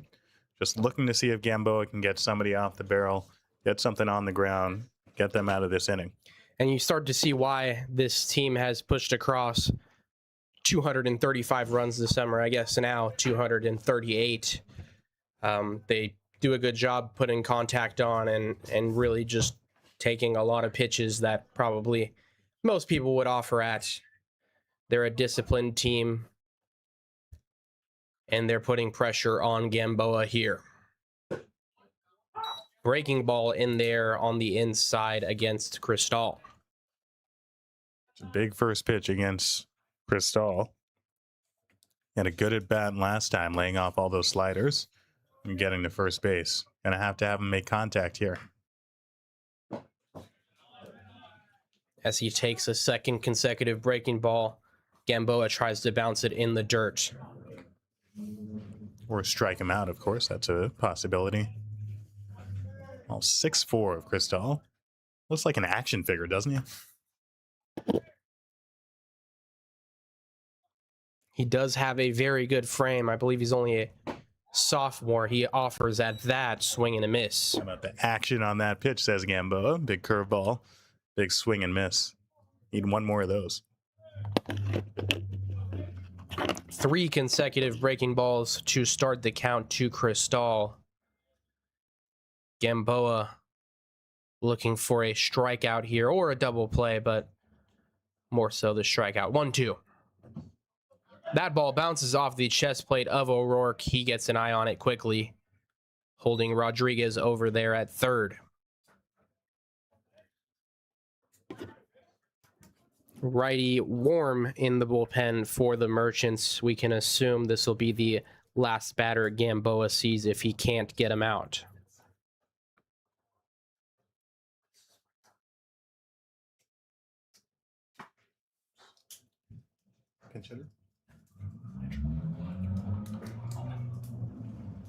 The 2-2 from Gamboa. Good pitch, but just off the outside. Stone cold take from Cristal. Got ahead 1-2 after that swing and miss on the curveball. He went back to it 2 times. He spit on it 2 times. Where do you go now? Seems like this is the pitch he has the best feel for right now, but he'll have to go elsewhere if he wants the punch out. He goes with the velocity and it gets punished. 1 run is going to score. Murillo has some speed and he'll come around to score as well. Not the inning you were looking for from head coach Albert Luna. 3 runs have come across. Yeah, that's too easy for Cristal. Gamboa is shaking his head. He knows it. If you're going to come back fastball there after missing with the curveball, which Cristal might predict, again, he's got to be precise. That just caught too much of the plate. It's got to be lower in the zone. It's got to be somewhere where it can be off the barrel. But for a hitter as good as Cristal, that's too easy. He's showing exactly why his numbers are what they look like. Just his first appearance with the Blues here today, and he's shown out. Kevin Spear up to the plate for the Blues. First pitch he sees off the outside.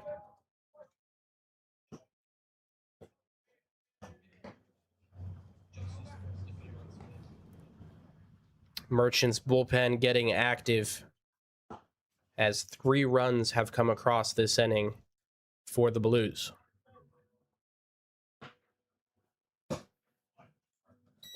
Another breaking pitch off the outside there. 2-0 count now to Spear, runners on first and second. Looks like a couple pitchers out in the bullpen, warming up now. We had Griffin Sutton out there already who looked ready to go, but more action going. Gamboa does find the strike zone there. A 2-1 count here to Spear. He's looking to shut down this offense, who will keep on rolling if you give them the opportunities to do so.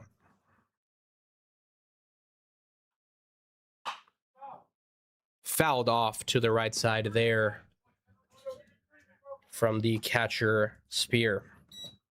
2-2 count to him. Gamboa looking for some swing and a miss.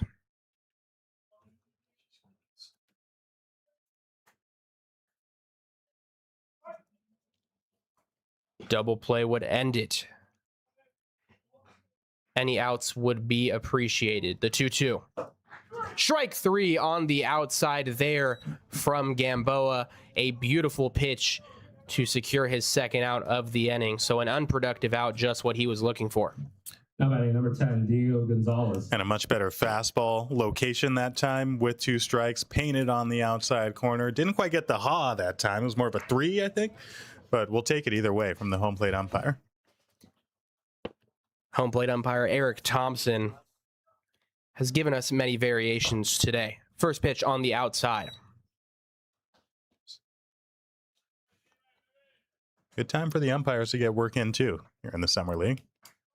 Try out some new stuff. Learn a new pitch, maybe. New call. The 1-0 from Gamboa. Grounded to the right side. Got to get over. Gomez to Gamboa, and he does get over. It seemed like he hesitated for a moment there. 3 runs do come across, but Gamboa able to get out of the trouble. Merchants will look to respond in the bottom of the 5th.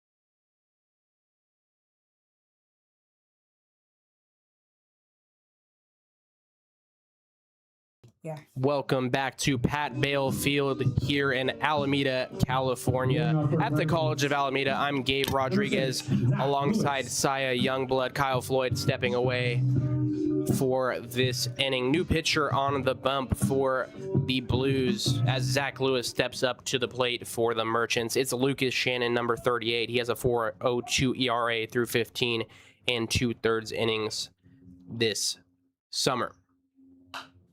First pitch fouled back by Lewis.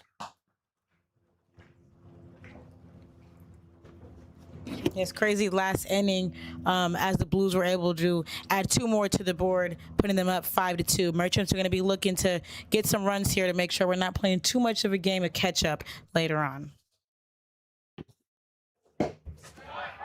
Beautiful breaking pitch in the zone there. First pitch fouled off. Second one gets Lewis looking. 0-2 count to him.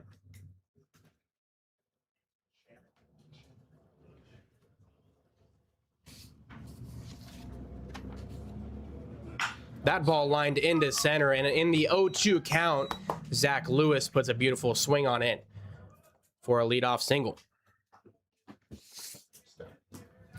That'll bring up the second baseman, Kyle Laxa. Now batting number 2, Kyle Laxa. Lewis being the Merchant that always is able to find a way to get on base. So let's see what Laxa can do with him, with Lewis on first and no outs. Let's see how he starts the count to Laxa. Good pitch there on the outer half.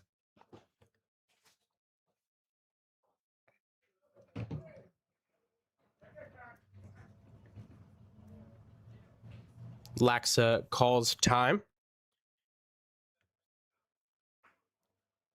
Shannon's got some good breaking pitches, at least from what we've seen thus far.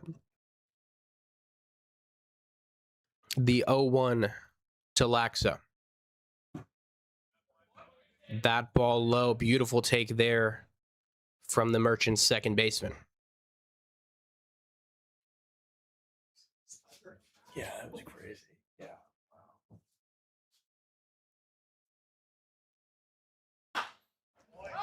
Popped up behind home plate. Spear. First baseman Rodriguez comes in.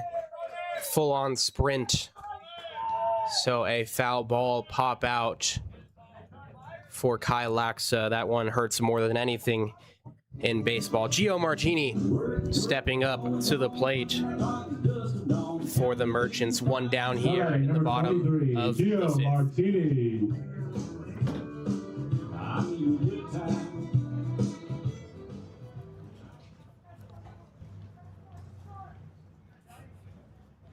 Martini with some good contact today. He'll look to continue on that. He lines one into left field for a single. Good piece of hitting there. Inside out swing, able to push one into left. That'll bring up the designated hitter, Angelo Luna.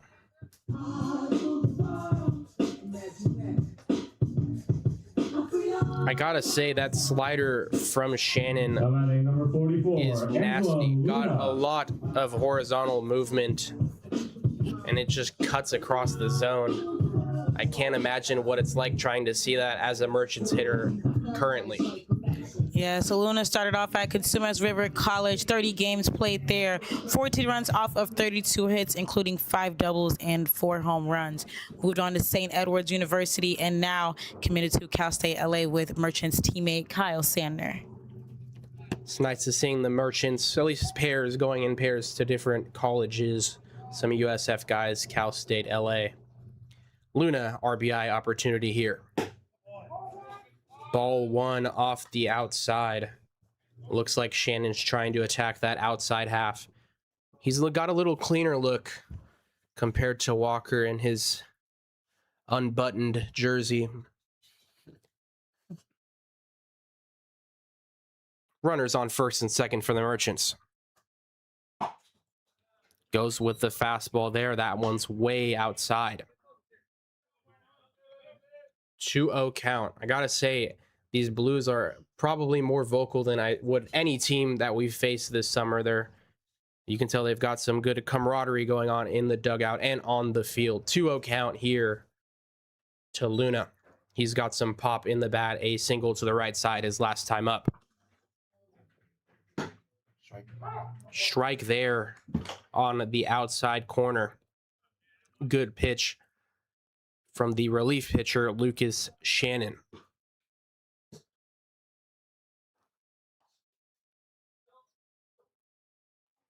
Martini leading off first, Lewis leading off second.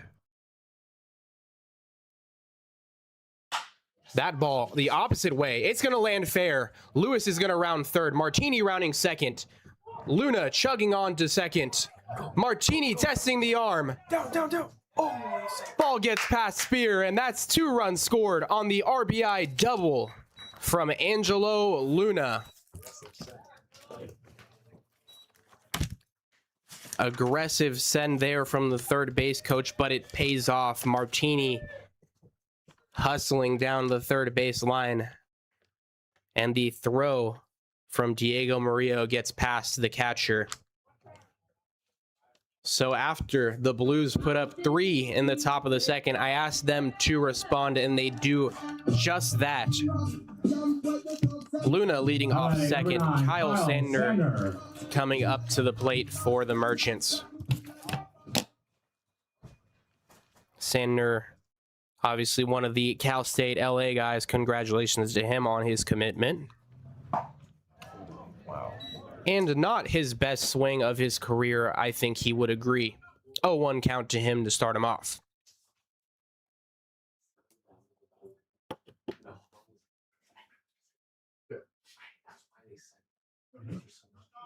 The 0-1 to Sandner. Swing and a miss. An 0-2 count to him. Looking a little uncomfortable against the righty Shannon thus far.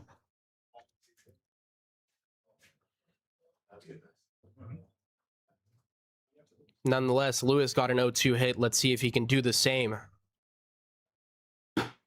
Ball off the outside there. Relatively easy take for him. That slider was in the left-handed batter's box.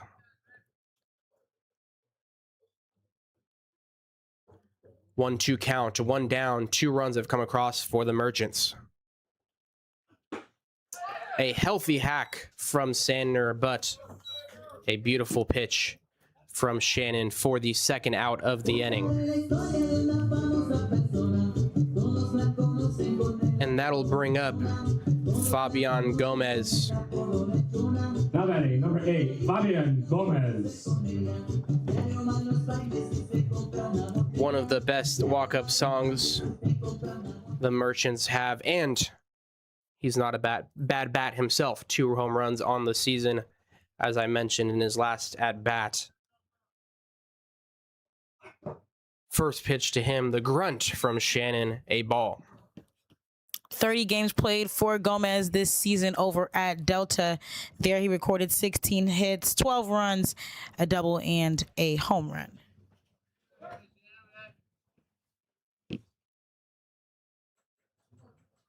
Right side of the infield playing back for the Blues. The 1-0, a strike on the outside. Good pitch from Shannon. 7 RBIs for him as a Merchant this summer.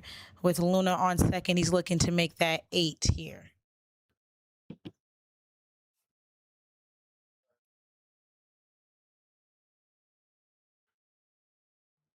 The 1-1 from Shannon.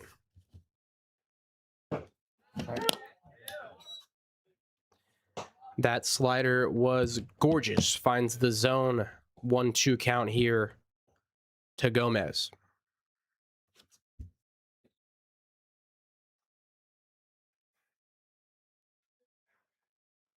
Luna leading off second following his 2 RBI double. That ball sent back by Gomez will go again at 1-2. I must note Martini and Luna both went the opposite way for their hits. Does help with the slider. Let's see if Gomez will try to replicate their success.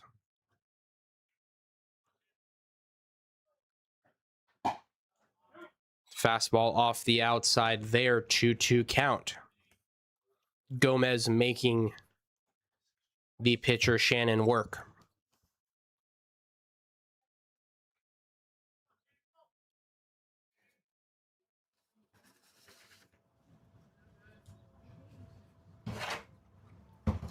The 2-2 from the relief pitcher Lucas Shannon. Ball outside, says the home plate umpire Eric Thompson.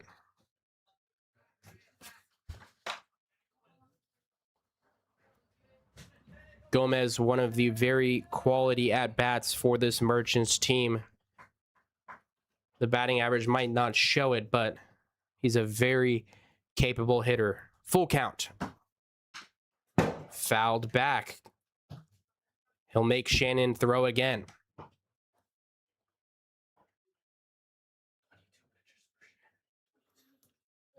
"22 pitches this inning for the relief pitcher Shannon. Even with that nasty breaking ball, the Merchants have made him pay. 3-2 count now, 2 down here in the bottom of the 5th. 2 runs have come across. That ball popped up, foul.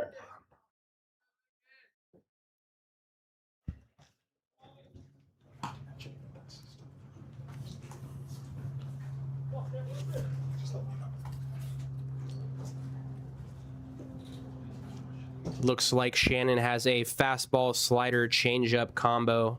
He's been relying heavily on that slider this outing.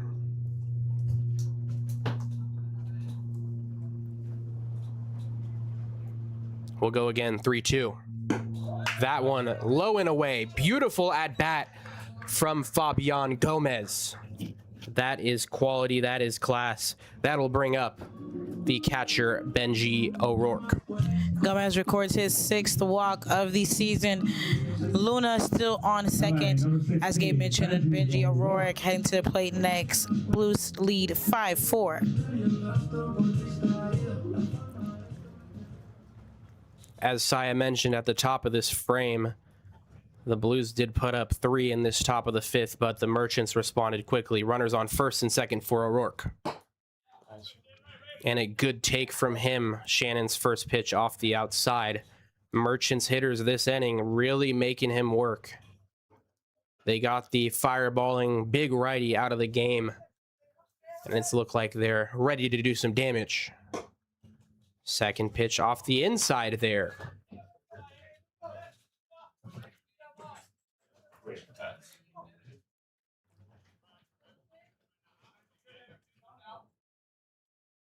Two-0 count to O'Rourke. He just needs something to hit.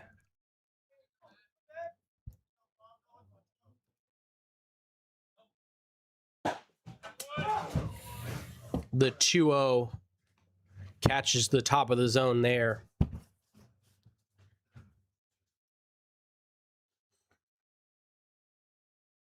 Shannon works very, very quickly. The 2-1 from him coming up. Pulls that one very heavily. Good save from the catcher, Spear. 3-1 count here to O'Rourke. We'll see if he has the green light, assuming he gets something over the plate.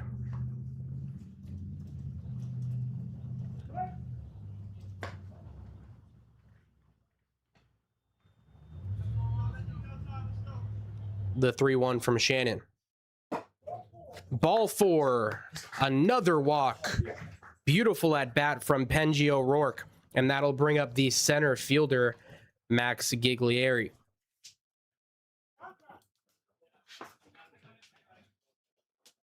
Mound visit here for the Blues. Looks like they're getting some arms ready.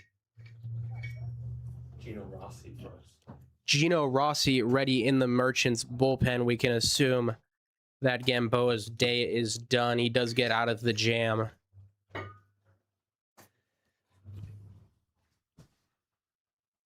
I wonder how many buttons on the pitcher's vest we're going to open up, or how many coaches telling him to let loose here. Already on like 4. Relax a bit. Open up the jersey. Let some air pass through. Maybe you're getting a little warm there on the mound. These Merchants hitters putting some pressure on you. Hit the Winkler. As Giglieri heads to the plate, we have Luna on third. Number 32, Max Giglieri. Fabian Gomez on second. Yes, thank Benji you. O'Rourke on first. Back-to-back walks. 2 down here for Giglieri against Shannon, who I'd imagine is rearing up on 30 pitches this inning. Ball in the dirt there. Another save from the catcher Spear.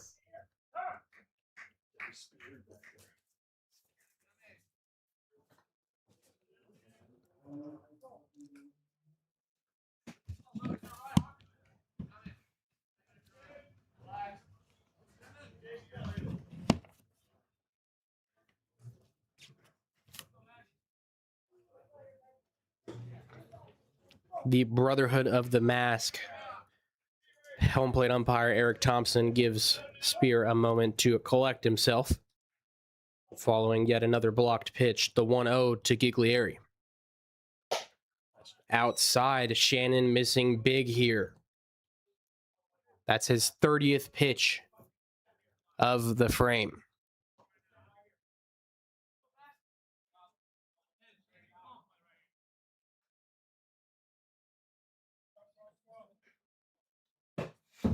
Another pitch off the outside there. Luna, the tying run over on third. Gomez, ready to take the lead if anything reaches the outfield grass. Strike there on the outside. Giglieri taking all the way.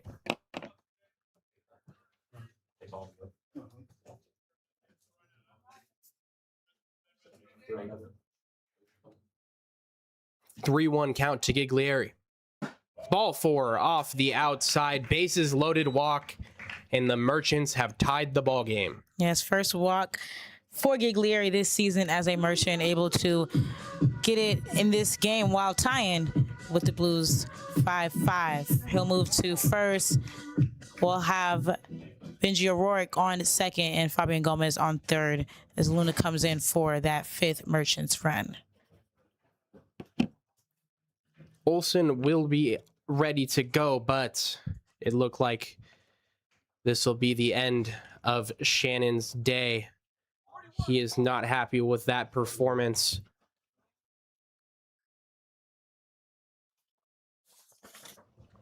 Coming up now, a relief pitcher, number 41. I will get you his information in just a moment. We'll take a break. We'll be back in a bit.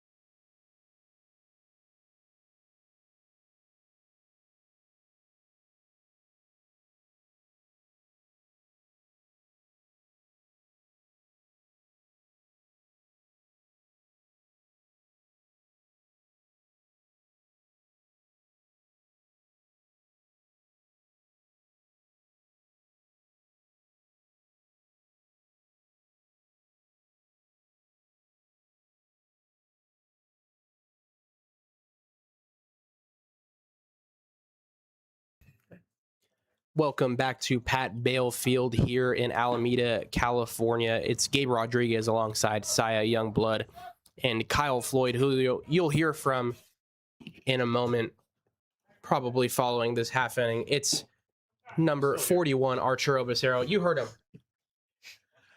Ever since I set this mic down, the Merchants have scored 3 runs on 3 hits, 3 walks.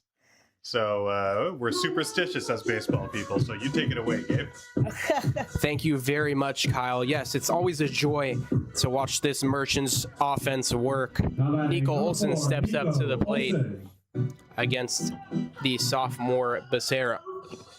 RBI from Olsen in the last game for the Merchants, 5-2 loss against the Walnut Creek Crawdads on Sunday. Opportunity to possibly get 3 here. Let's see what he'll do with that. Lewis on deck. He led off this inning. First pitch from Becerra.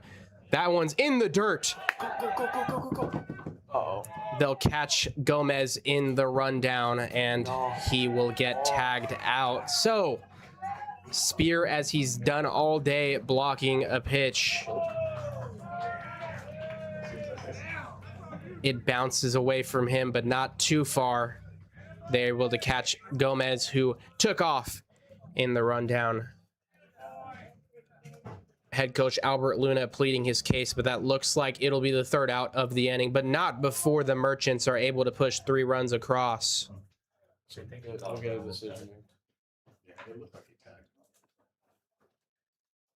From my perspective, it looked like Gomez got around the tag.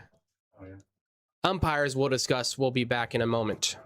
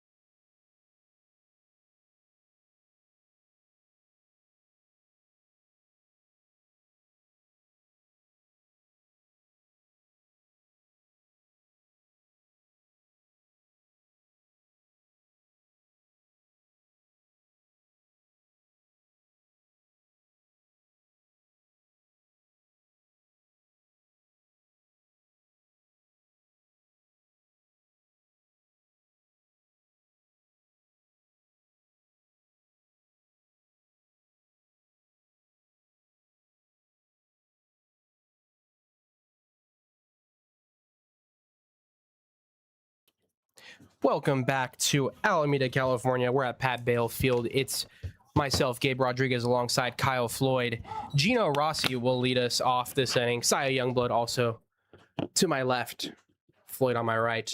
Gabe Jansen on my far left. Octavian Ewan on my far right. Kiara Houston here. Dan Mills. I mean, we've got celebrities in the booth. It's beautiful. Beautiful day here at COA.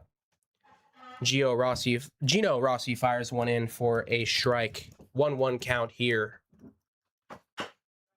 A healthy hack from the leadoff hitter, Dom Nahar.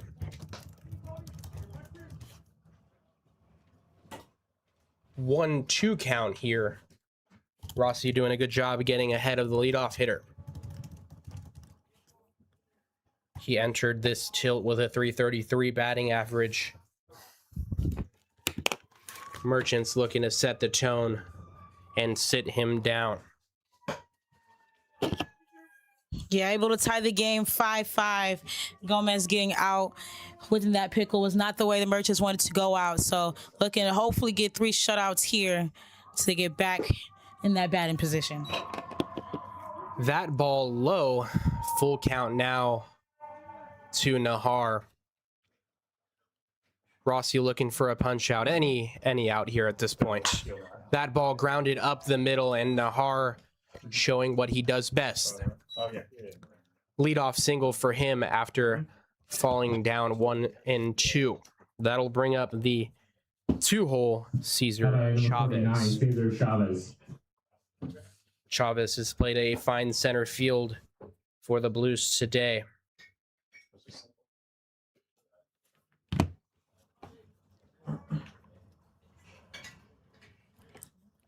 Nahar has 9 stolen bases on the summer.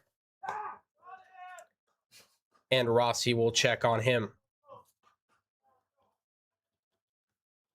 You imagine he'll be going at some point with this game now tied. First look we'll get to see at the arm of O'Rourke, I suspect.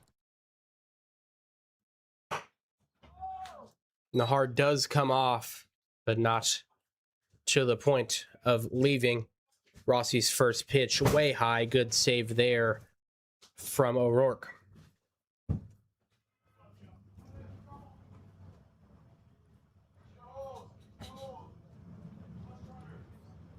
Rossi's 1-0 to Chavez. Leaving is Nahar. Lewis makes a great scoop there, fires over to first for the first out, but Nahar does evade the double play.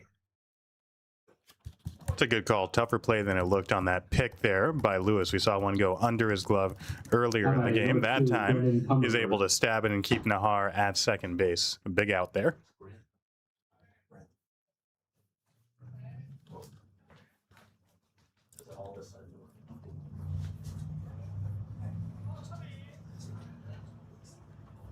Brendan Comerford comes up to the plate for the Blues. Nahar leading off second. First pitch strike from Rossi.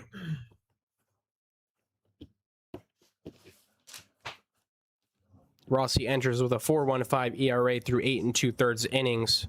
7 hits allowed, 5 runs, 4 earned.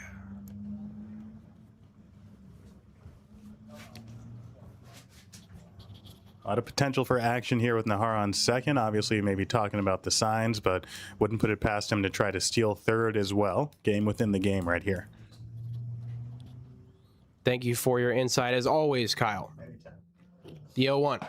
Swing and a miss. Good pitch there from Rossi.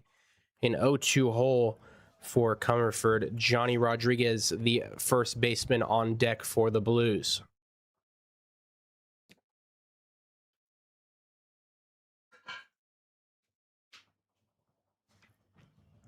The 0-2. Just a little bit inside there.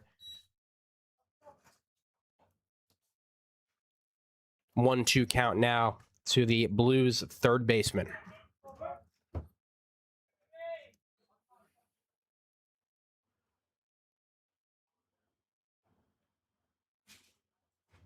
That ball hit well into left.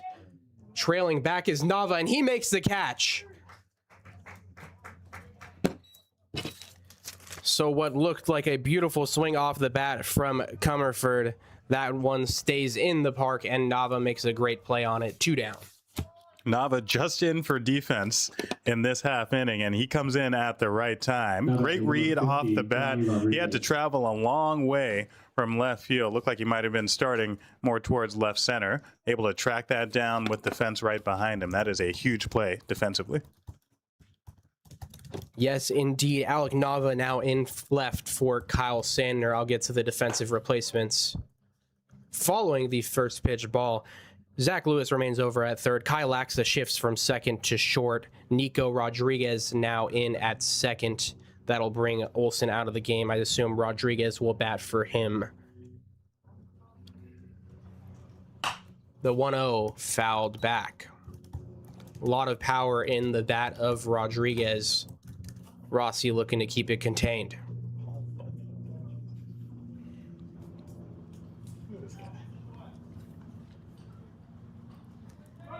Nahar leads off second following the lead-off single. That ball popped up into center.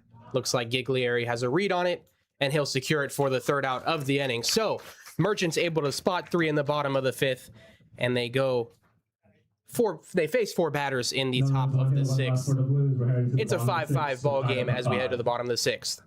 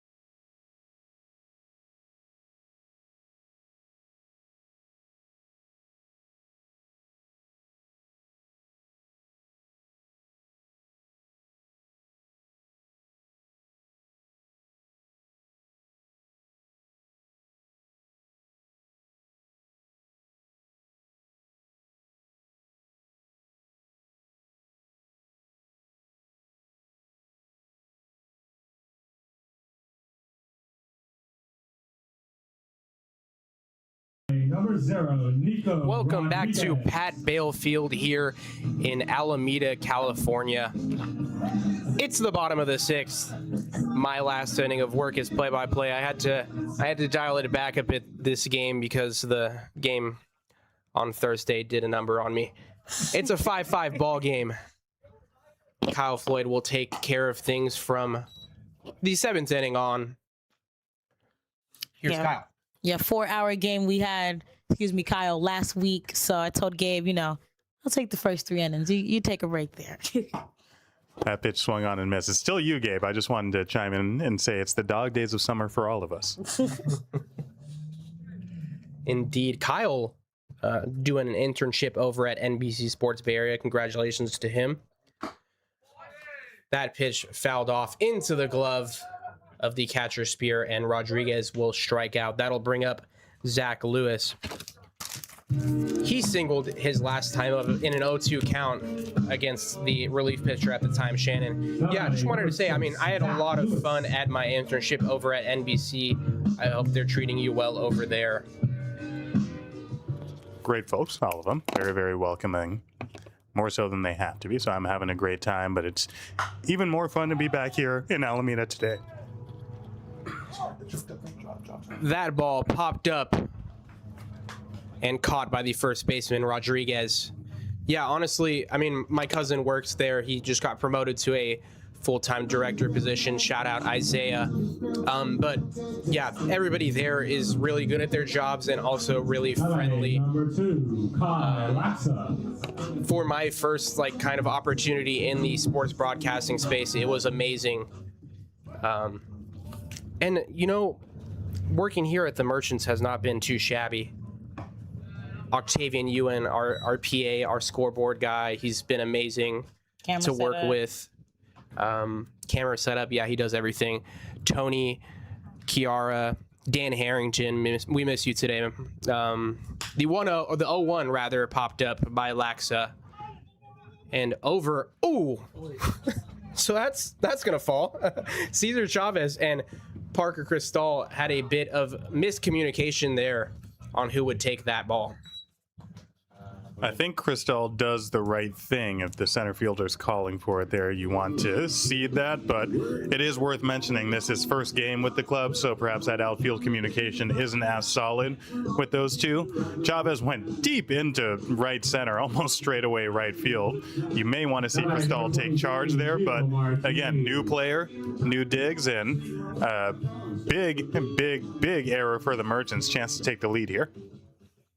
Yes, Lexa able to get a double there as Martini heads to the plate for Alameda. First pitch he sees off the outside.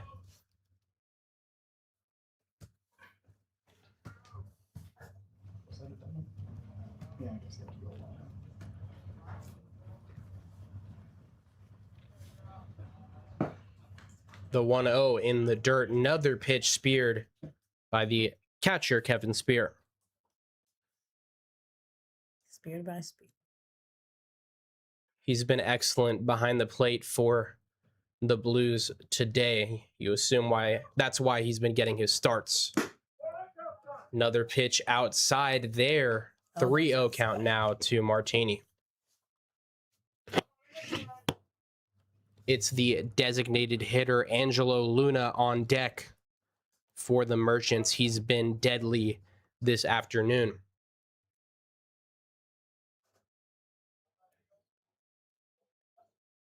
3-0 count. 2 down here in the bottom of the 6th. Ball 4 walk. Gio Martini doing it all today. Couple of hits, couple of walks.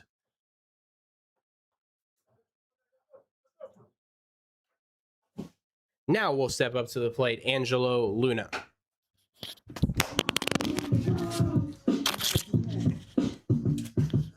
You've seen every pitcher for the Blues so far have command issues. We had 2 walks, it looks like, for Winkler. We had 3 for Shannon in that nightmare of an inner. That's the first walk for Becerro here, but we've seen him have some trouble as well with his command. Excuse me, I corrected myself incorrectly. That was the second walk for Becerro. So the Merchants really taking advantage of all those free runners. Swing and a miss. First pitch to Luna. Healthy hack by him. You can assume he's feeling confident following his 2-hit day so far. Let's see if he can expand upon that in the 0-1. Another healthy hack, but a better pitch there from Becerra. Looks like some off speed, and it's fooled Luna thus far. 0-2 count now to him. He'll have to expand a bit and protect.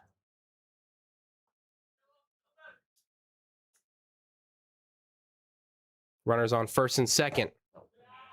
The 0-2 up high was close to chipping the top of the zone. That one at the letters of Luna. Good take by him. He'll see another pitch.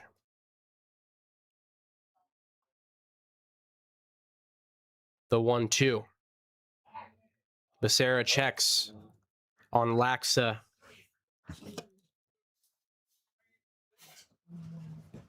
Who reached second. I don't know. Do we have the official scoring on that?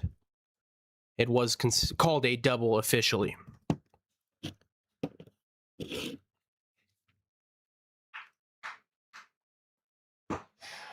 The off speed. Beautiful. Strike 3 to Luna there. So unfortunately, the Merchants unable to push across a run in the bottom of the 6th. We still sit 5-5. No runs, 1 hit. Kyle Floyd will be taking care of play-by-play for the rest of the game. Tied up at 5.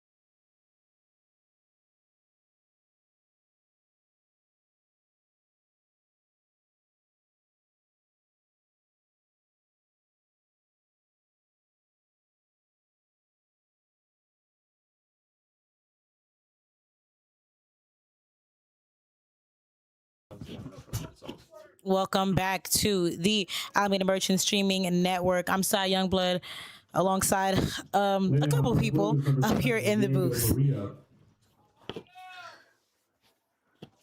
Will be 5, 6, 7 this inning for San Luis Obispo. Knotted at 5-5 here as we go into the final third of this one. The Merchants trying to take out a good team on this afternoon as the first pitch from Rossi is in there for a strike. This is the fourth at bat for Murillo. He's 2 for 3 so far on the day, 2 singles and a strikeout. 1.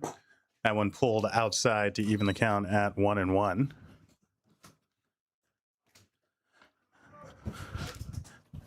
Merchants have done well to look like they're in the class of the Blues. Of course, the Blues and the Crawdads, both the class of this CCL North so far this season. The Merchants a chance to win this one with Rossi behind in the count 2-1. One thing I think noted about the Blues today is a couple new additions on the squad. Possibly we've seen a couple chemistry issues, a couple defensive miscommunications so far in the game. That could be something that I'm sure if they would have sopped that up earlier, wouldn't be quite in the situation they are now with the Merchants. But the Merchants doing well to hang around in the game so far. 3-1 from Rossi. That one tapped into right field for a single. The third hit for Murillo on the afternoon. So nothing easy coming for Alameda as we try to close out this game and get a W. Murillo, the leadoff hit, and that'll bring up Kyle Becker. Not the voice you just heard, but the voice before him, Gabe Jansen, doing a little analysis. I will say Murillo has looked fantastic today. He's been using the whole field. Contact's obviously there. Gino Rossi gives up the leadoff hit. Let's see what he can do against the 4-hole cleanup hitter. The left-handed hitting Becker takes high, 1-0. We saw Murillo in motion earlier in the game. Wouldn't be surprised to see him in motion again here as the Blues try to take the lead here. 1-0 from Rossi. That one outside, 2-0. Fourth time up for Becker. He is also 2 for 3. He struck out and singled twice. That last single is that bloop in between Olsen and Giglieri out there in center field. Of course, Rodriguez now in at shortstop as they check on the runner over at first. Merchants trying to piece this one together. We started with Airhorn, went to Augusta. Now we got Gino Rossi, the third pitcher in, trying to stitch together that W. That time, that pitch is high, so 3-0 now. Forgot AJ Gamboa as well, who's been in, so the fourth pitcher for the Merchants.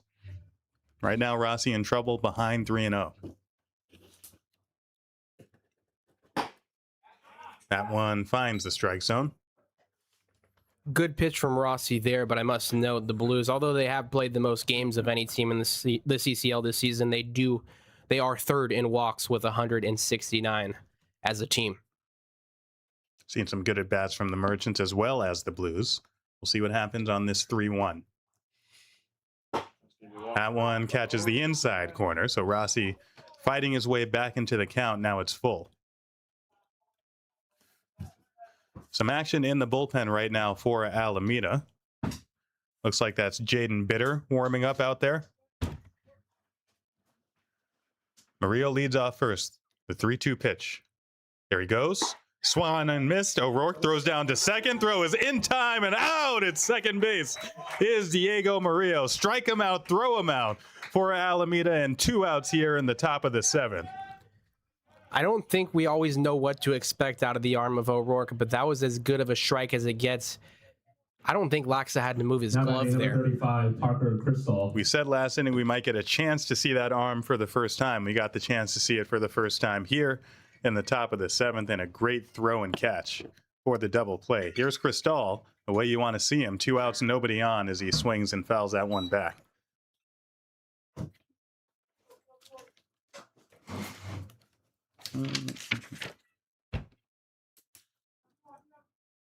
Cristal, a great debut for San Luis Obispo. He's been on base all 3 times. He's walked twice, and he had a 2-run double his last time. That pitch misses high.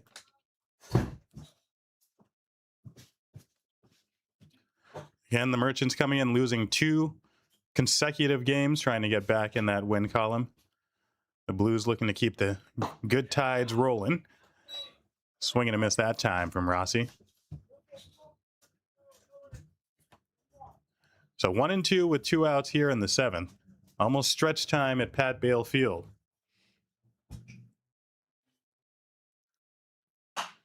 That one fouled back. I always get worried when they foul pitches like that back because we are right next to a parking lot. Hopefully nobody parked in the first row. I thought you were gonna say you were worried it was gonna come in the booth because me and Octavian almost got took out a couple weeks ago. 1-2. Rossi not worried about anything on the mound. Swing and a miss from Cristal. So a big strike him out, throw him out, and the strikeout. Stretch time at Pat Bale. We'll go to the bottom of the 7th, still knotted at 5.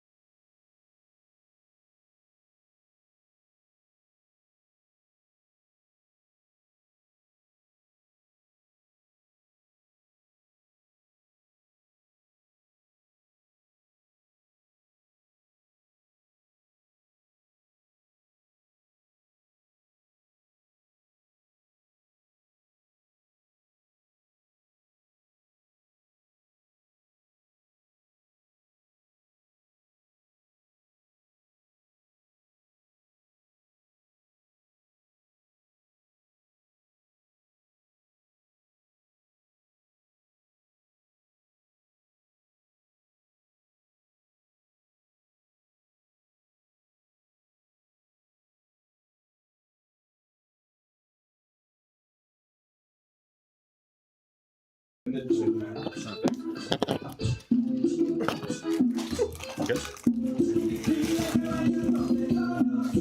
got For the Merchants, number 46, Alec Nava. We've got a false start, and we've got Take Me Out to the Ball Game. We've got Snacks in the booth, and we've got Alec Nava, who came in on defense for Sandner a couple innings ago with his first at bat, and he swings and lines this one into deep left field, going back off the wall.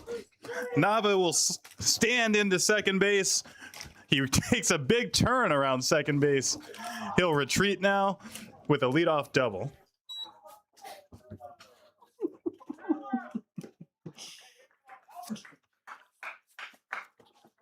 As we collect ourselves here in the booth, I collect myself on the mic. Nava with a booming start to the bottom of the 7th. We talked between innings about how the momentum seemed to be with the Alameda Merchants, and that continues right off the bat of Alec Nava. First at bat, first swing, a double over the head of Nahar. And so now an RBI opportunity for Fabian Gomez. 2 excellent at-bats his last 2 times up. This time he's squaring around to bunt, but he pulls it back and takes the pitch for a ball. Gomez has walked both of his last 2 times up, keeping the rally going for the Merchants. Now we'll see if he tries again to move the runner over. The 1-0 from Becerro. Gomez does square around, and he takes outside again. Becerro upset with himself. Go 2-0. It's Benji O'Rourke on deck. Of course, had that great throw the last half inning on the strike him out, throw him out.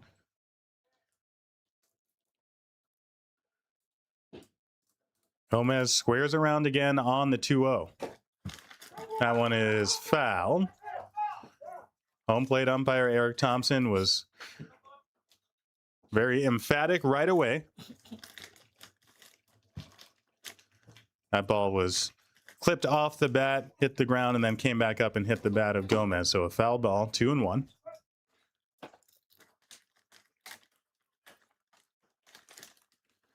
Corners in for San Luis Obispo, looking to field this bunt. Gomez gets it down. Here comes the pitcher, Becerro. He stumbles a bit, but he collects himself and fires to first, but it's dropped there at first base by Rodriguez. So Gomez just trying to get the runner to third. He does that, but he gets to first base himself. Becerro had to recover, stumbling off the mound, and he made a good throw that just didn't find the pocket of the glove of Johnny Rodriguez.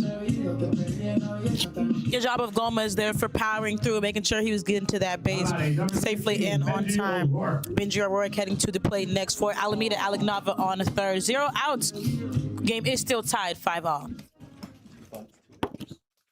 So now a meeting on the mound. We'll see if the Blues want to make a pitching change of their own. It's been Winkler, Shannon, and now Becerro. Each thrower for San Luis Obispo has had their highs and their lows. A lot to discuss here with first and third. Of course, the strikeout was big for Quincy Winkler early on. Struck out the side back in the second. 4 strikeouts total. 7 strikeouts on the afternoon for this Blues staff. Got to believe they're looking for one of those here with the first and third situation. When that meeting on the mound is done, it will be O'Rourke, who now steps into the box.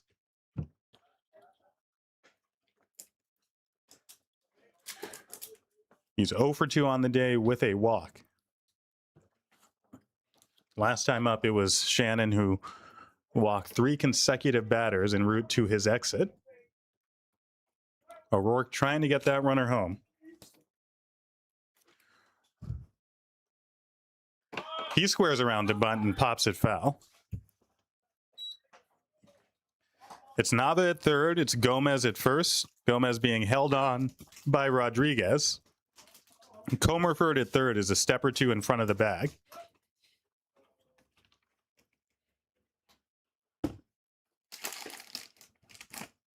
Now O'Rourke squares around to bunt again. This time he takes.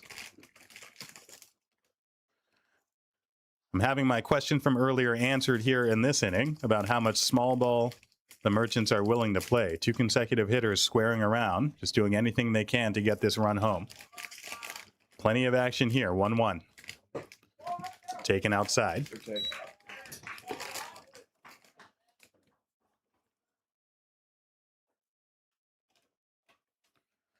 Both Gomez and the catcher O'Rourke doing well not to stab at anything outside the zone, waiting for their pitch to bunt. Now swinging away, that pitch is taken inside, 3-1. On deck is the center fielder, Max Giglieri.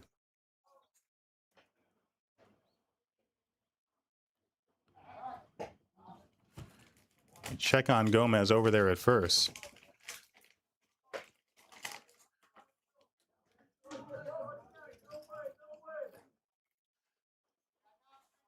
Huge at bat here for Alameda. First and third, nobody out.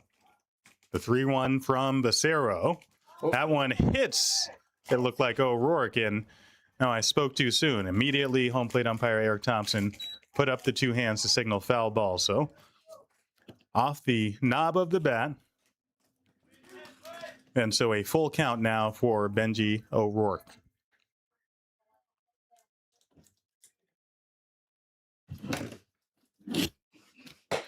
Big breaking ball stays high. Another walk for Benji, and the bases loaded for Alameda.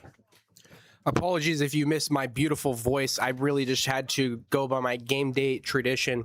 Kiara was kind enough to ask what we wanted, and I had to dog a dog. And we've got a bunch of dogs on the bases now.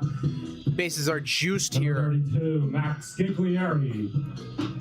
For Giglieri.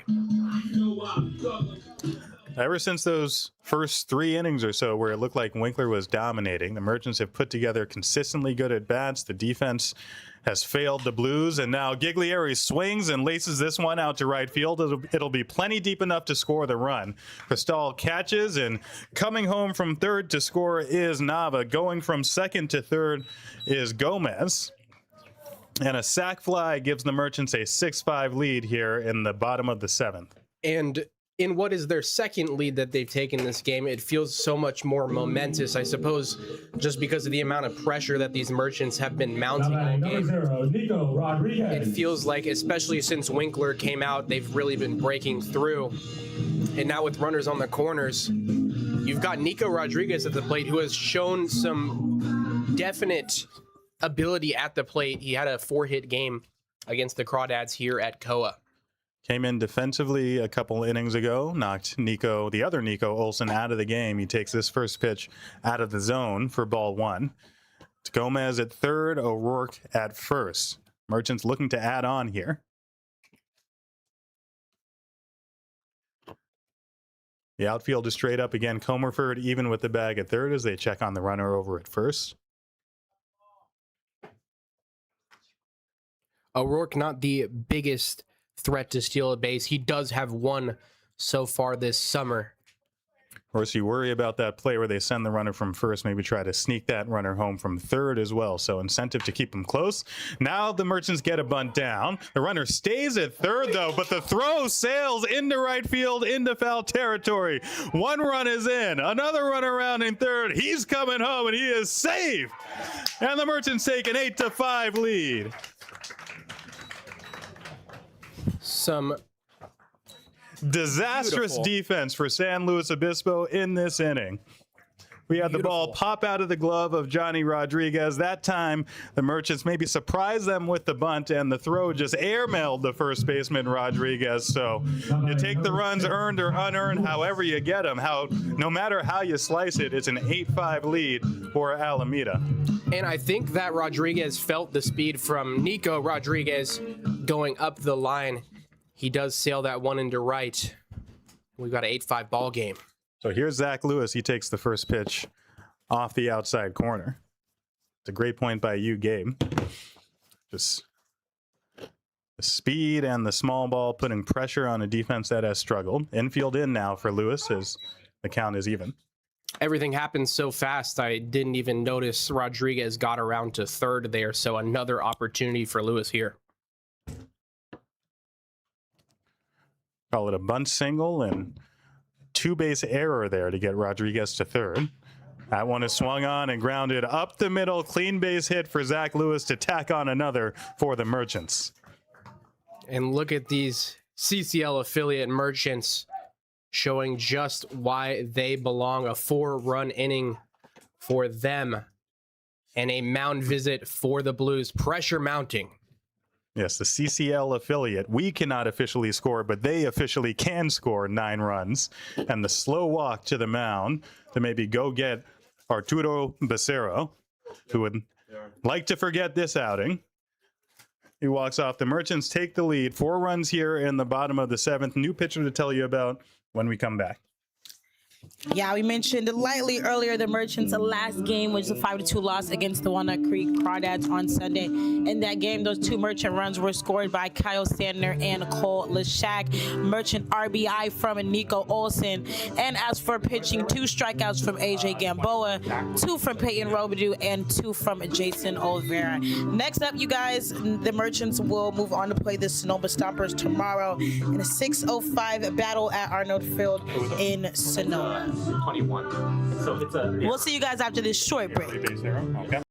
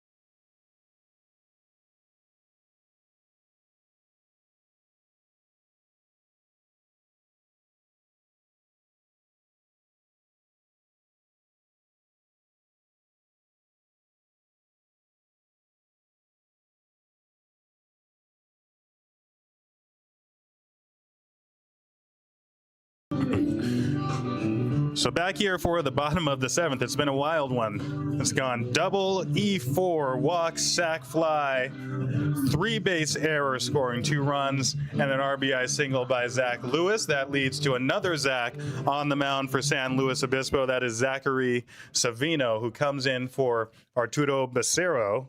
Again, just a disastrous outing for him. 1.2 innings, 2 walks, 4 runs, all runs unearned off those 2 errors from this inning. 3 hits allowed as well. So the Merchants looking to just add on as much as they can here with the second baseman, now shortstop today, Kai Laxa, who slices that one foul down the right side. Yeah, so Savino now on the bum, 4.2 ERA through 15 innings pitched, 15 hits allowed, 7 runs, all earned.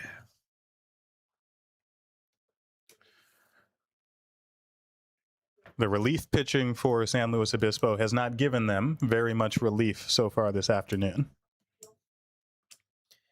Between Shannon and Becerra, they have not really gotten what they were looking for. Savino looking to right the ship. Merchants have, though, again, 4 runs in this bottom of the 7th, as the count is now even at 1-1 to Laxa. This is his 5th time up to bat. It's grounded into a fielder's choice, flied out to right, popped up into foul territory, and roped a double his last at bat.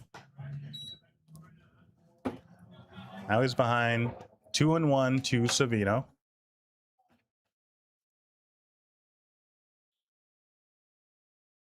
Ahead, I should say, 2-1. Here is the 2-1. That one is off the outside corner. So 3-1 with 1 out.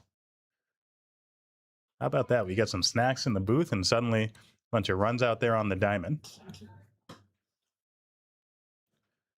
When the chips are down, we eat them and they score them out there. Shout out Doritos, please sponsor. I'll be here all game. The 3-1 now to Laxa. That one is grounded to short, picked up there, flipped to second for 1. The turn to first is in time. So 6-4-3 double play gets the Blues out of this inning, but not before the Merchants score 4 and go to the top of the 8th, now leading by a score of 9-5. For the Merchants, 4 runs to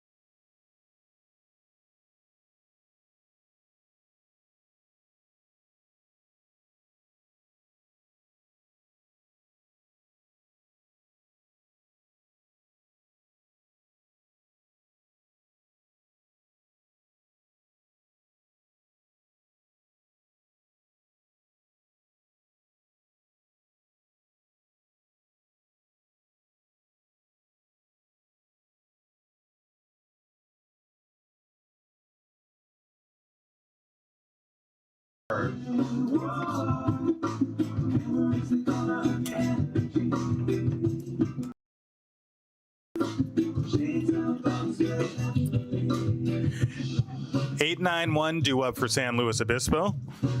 We've got a new pitcher to tell you about for Alameda, a bit of a Merchants family reunion from last summer. We've got Jaden Bitter on the mound. Sees the visiting Dom Nahar from the other side. AJ Gamboa just joined the team, so 2025 Merchants are representing as Bitter takes the mound here in relief for the Merchants. Number 6, Kevin Spear. It's been a bit of a struggle for Bitter this summer. This is his 6th appearance. He started 1 game. He's given up 10 runs in 6 innings. He has hit 7 batters. He played this last spring at Gardner-Webb University, or should I say he was rostered this past spring at Gardner-Webb University as that pitch sails high. So perhaps trying to work out those kinks this summer. Great to see him back. He was one of the best pitchers in this league in 2025. Led the CCL in strikeouts. Right now behind 2-0 to the catcher Kevin Spear. Spear, I think you said, has been speared several times behind the plate, dealing with all the wildness from those pitchers. He's the tools of ignorance, they call them, and he has felt plenty ignorant today, I am sure. That fastball is on the outside corner. Kudos to him. I'm sure he's taken a lot of damage back there, even to the point where they had to pause the game for him. He'll look to provide some offense where the Blues need it. 2-1, that one stays high. A couple of misses up and in for Bitter right off the bat. Again, we noted the command issues this summer, just trying to get things back in order after what was probably a disappointing spring for him at Gardner-Webb. That fastball is laced into left field. A clean single that time for Kevin Spear. Good piece of hitting there from Spear. He gets his hands out in front and laces one into left. I was going to say about Bitter, the command has absolutely plagued him so far this summer. 7 hit by pitches, 10 free passes, but his batting average against him is only 158, at least before that Spear hit. So the Blues saying, hey, wait, we're not done yet. They gave up 4 runs the last half inning. They get a leadoff single there to left, and that time the first pitch is on the outside corner from Bitter. This is the second baseman, Diego Gonzalez. His 4th time up, he's got a sacrifice fly. He was hit by a pitch and then grounded out to first. That looked like a good pitch too, but he doesn't get the call. Eric Thompson using the inside wedge here, so he probably doesn't see that outside half as well as if he were playing it straight up. 3 steals this summer for Spear. He leads off first. That's a breaking ball that did not catch the outside corner, stays outside. Came around the plate, according to the home plate umpire, Eric Thompson.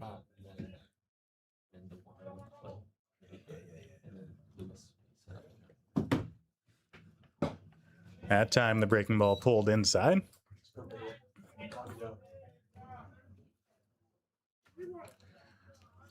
Top of the lineup with Dom Nahar due up next.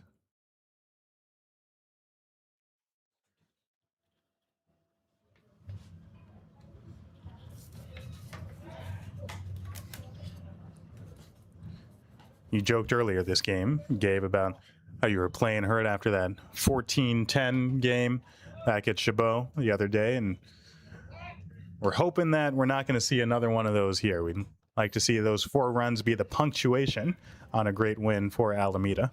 And it's really just been 2 big innings for the Blues today, 2 in the 2nd and 3 in the 5th. Bitter needing to lock it down here. That one fouled back. Good fastball, 3-1.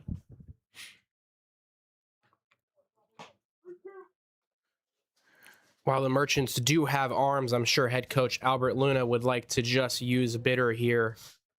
Ground ball, strikeout, anything he can get here against the 9-hole with the leadoff hitter on deck. We know he's got strikeout stuff. The 3-2 swing and a miss right on cue. He gets the strikeout to retire Diego Gonzalez.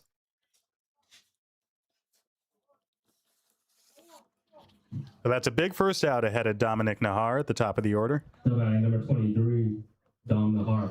And a massive confidence boost for Bitter, showing himself that he can get the strikeout stuff. Now he's got a double play opportunity, but it's a tough matchup against the deadly Nahar. That pitch over the head of Nahar. Buzzing the tower was Bitter. You imagine that confidence plays such a big role for a bulldog like Bitter. He wants the ball, he wants to pitch, he wants to succeed so bad. One of those guys you almost maybe have to rein in a little bit. Swing and a miss. Nice off speed to Nahar. You got Gonzalez ahead of some off speed for strike three. Another good pitch there. Evens the count up at 1-1. Let's see what he goes with here. Spear is not moved from first. 1-1. And yes, he did, says the umpire, Eric Thompson. Good pitch there, another off speed. And you assume that Spear will stay over at first, having seen the arm of O'Rourke last frame. Nahar, a tough batter to strike out. Under 20% this spring. And check the runner over at first.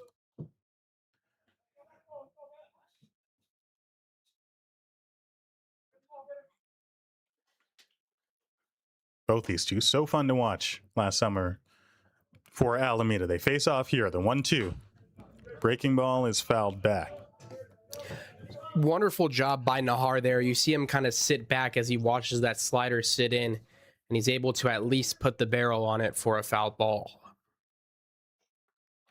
Yeah, such good bat-to-ball skills, does Nahar. At 306 last summer with the Merchants. Flash that speed, 24 stolen bases. Trying to keep him off the bases here. That one is pulled way outside, gets past the catcher, O'Rourke. So now Spear does move, and he goes to second base on the wild pitch. Some of those command issues that Bitter has had so far this summer appearing there. He has kind of struggled in those 2 strike counts to get the hitters out. Let's see, with a tough Nahar at the plate, if he can get it done.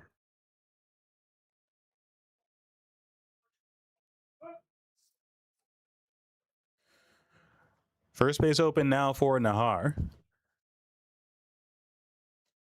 2-2.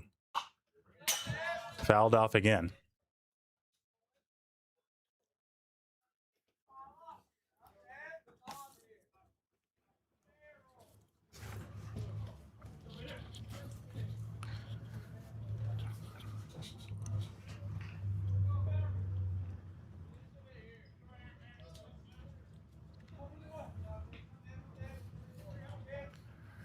Now the 2-2, breaking ball, calls strike three. Nahar disagrees, but he'll take that walk to the dugout. Another strikeout for Jaden Bitter for the second out of the inning. And with 3 hits on the day already, Cesar Chavez steps up to the plate. Cesar Chavez. Bitter did not give in to Nahar that entire at-bat, just kept peppering him with breaking balls, and Nahar took the wrong one. But as you mentioned, now Cesar Chavez up to the plate, his 5th time up to bat.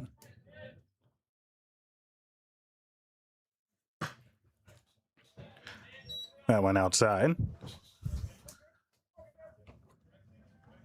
So 9 at-bats to these 1 and 2 hitters, Gabe, that we thought were so dangerous coming into this game. And just 2 hits allowed.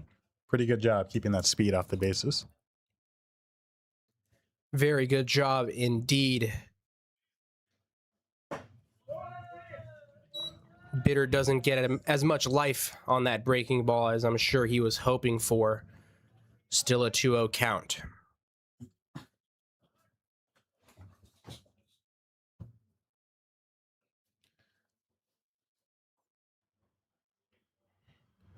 That 2-0 stays inside. We saw, and now it gets away from the catcher, O'Rourke. So going to third now will be Spear. We saw that first pitch to Nahar buzz him up over the head. That one got well away from Bitter as well, over the head of the batter, Chavez. Yeah.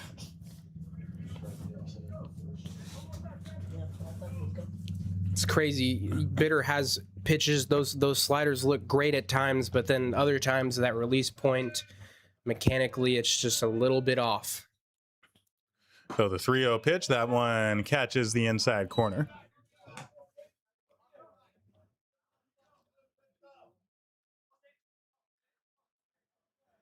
Despite the wildness, 2 strikeouts, trying to fight back in the count. And he loses them. So it was just 1 hit for Chavez, but that is the second walk of the afternoon. So his 3rd time on base is now we get a meeting on the mound. And there is some activity over in that Merchants bullpen. We'll see how long of a leash that Coach Luna wants to give Bitter, again, given his struggles with command throughout this summer.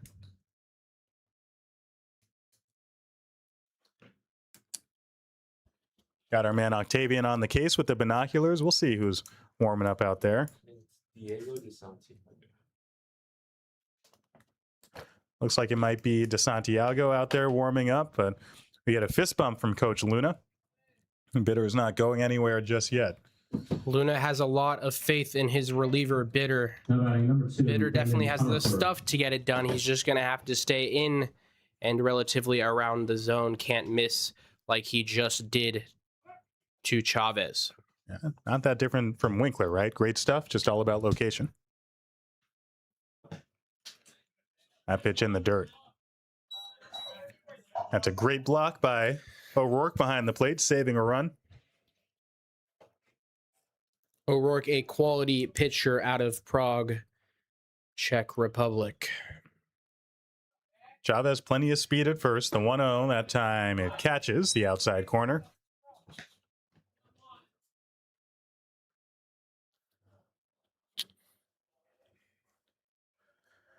So 1-1 now to Comerford. The 3rd baseman, Brendan Comerford, is up to bat. Good front door breaking ball. Catches the inside corner for strike 2. Now, this is the key. In these 1-2 counts, Bitter hasn't found much success this season. If he can find something near the zone, particularly probably that slider, that should do it for him. Got some pitches to play with here. The 1-2, that one gets away from the catcher. Chavez was running on the pitch. He'll make it to second. The runner from 3rd will come home. That's Spear. So run number 6 on the wild pitch for San Luis Obispo.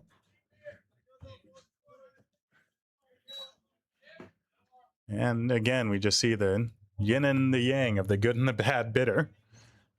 Couple good pitches in that at bat, and that one just got away. So 9-6 now here in the top of the 8th. The 2-2 pitch, called strike 3. So through all that, 1 run does come in, 1 left for San Luis Obispo, but Bitter strikes out the side. We'll go to the bottom of the 8th now. The Merchants still up 3. For Blues, 1 run, 1 hit,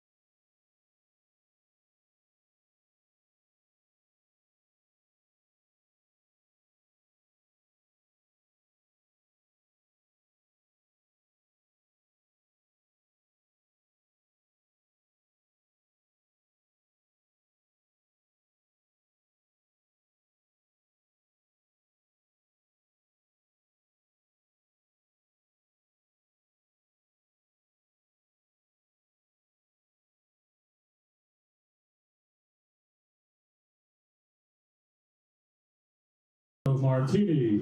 4, 5, and 6 for Alameda. Gio Martini will lead it off, the right fielder for the Merchants. His 5th time up to bat. He's got a couple walks, a single, a strikeout. As Alameda looks to take this one home as the righty Zach Savino back on the mound delivering the first pitch for a ball. Martini coming in and with that 300, 400, 500 slash line. It's been great for the Merchants this summer, and he whacks that one out into deep right field. Crystal will just look up and watch that one go.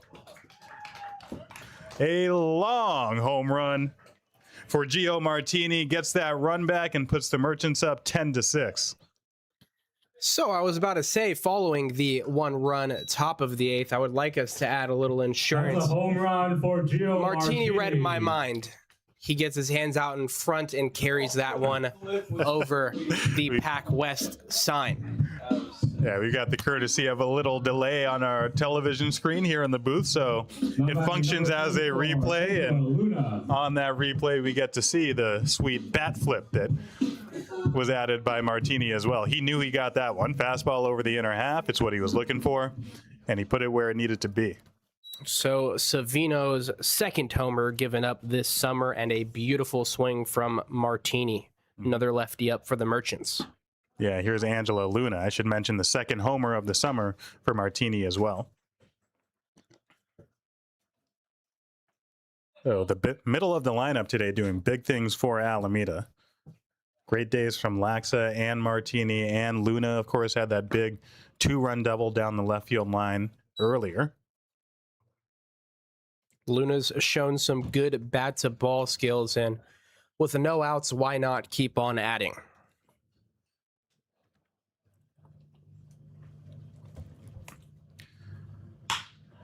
And he uses the left side of the field again that time. Takes the fastball the other way for a single. Believe that's his 3rd hit today. I remember a single to the right side, double down the left field line, and that should be the opposite field single. I appreciate you giving me the 7th, 8th, and 9th today. These are fun innings. The Merchants have decided to score some runs. Got a home run in there. It's been a great day this July summer afternoon here at Pat Bale. Beautiful day for baseball. Great production from the Merchants as that first pitch is fouled back by Alec Nava. He came on in his first at bat. He hit a double off that left field wall. Just bombs away for Alameda today.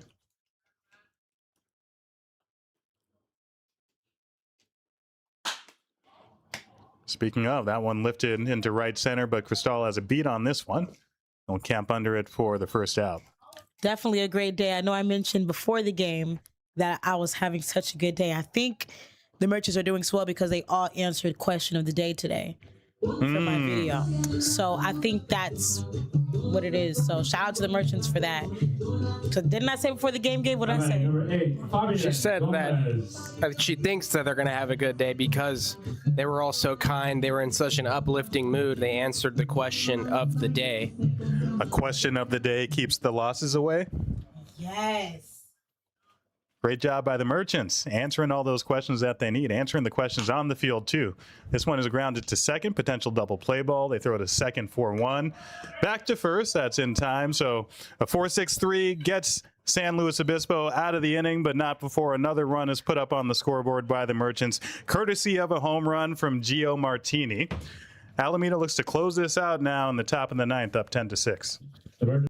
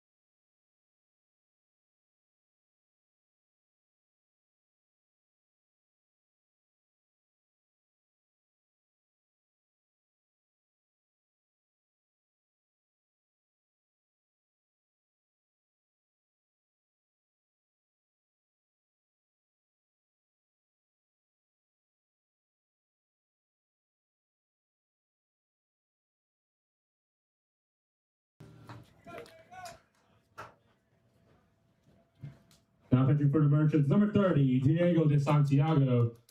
And leading off for the Blues, number 50, Johnny Rodriguez. Well, fret not if you missed Italy in this year's World Cup, as we've got Diego de Santiago on the mound to close things out for Alameda.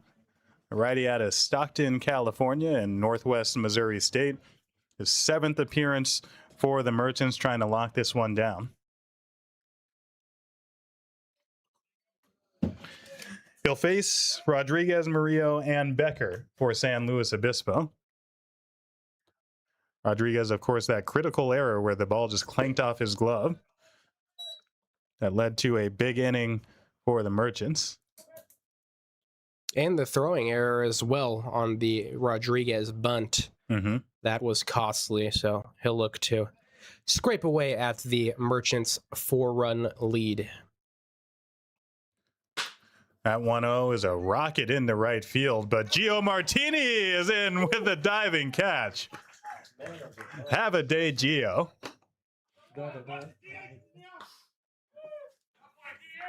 With apologies to Neil Everett, how often do we see a guy hit a home run in the bottom of the inning and make a diving catch in the top of the inning? Well, whenever it happens that way. Number 7, Diego Murillo. Thank you very much, Kyle. I mean, that was a phenomenal play from Martini. I wasn't sure if he was going to let it hop, but he decides to commit to it and makes a beautiful play. It might have hurt his nose face planting there. Anything to get a W here for Alameda. So 2 outs to go. Swing and a miss for De Santiago that time. It is Diego v. Diego as Murillo steps to the plate. The shortstop is 5th time up. We've seen plenty of at-bats this game from this 4-5-6 part of the lineup. They've been pretty efficient, but De Santiago looking to shut them down right now. That one bounced in the dirt in front of O'Rourke.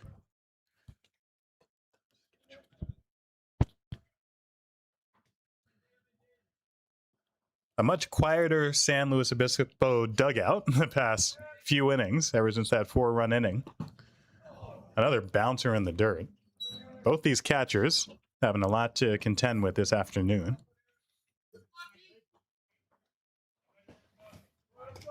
You do appreciate the effort from the Merchants pitchers, obviously.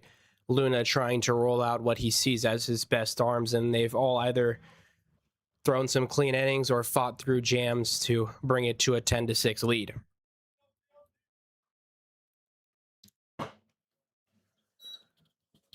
Now 3-1 to Murillo. So the Merchants back in the win column here at home. Love to see you on the road as well. They're at Walnut Creek and Monte Vista High tomorrow at 4 p.m. Then they go see the Menlo Park Legends this Friday at 6 p.m. as De Santiago loses Murillo there. What's that?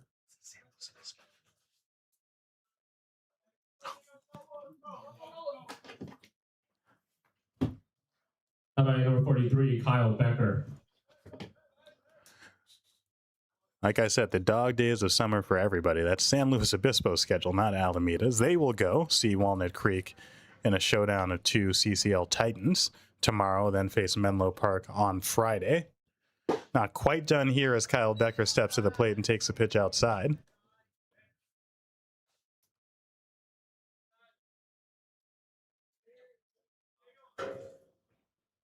I check on the speedy Murillo at first. Nice job dotting the outside corner that time.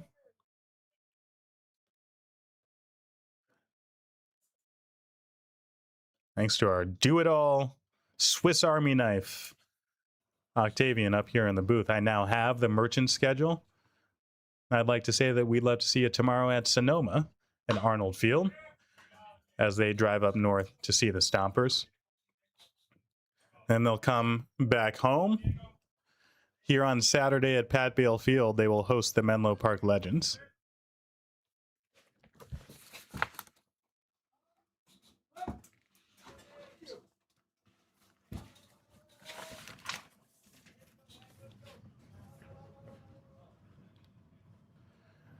So the 1-2 from DeSantiago. Swing and a miss. Off-speed pitch had Becker way out in front for out number 2.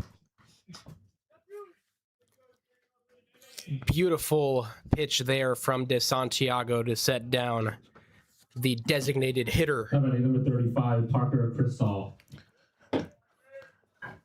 This is a very, assuming we can secure this last out, a very big win for this Merchants team. Mostly because this is a very strong, slow team, 25-11 on the season. They've done it all in the CCL North. Santiago doing it all this top of the 9th inning as he dots that breaking ball on the outside corner to Cristal. Cristal's had a great game in his debut game for San Luis Obispo, but he could be the final out of this win for Alameda. He grounds that one foul, so now he's behind in the count 0-2. There's 5 total games left after this one for the Merchants.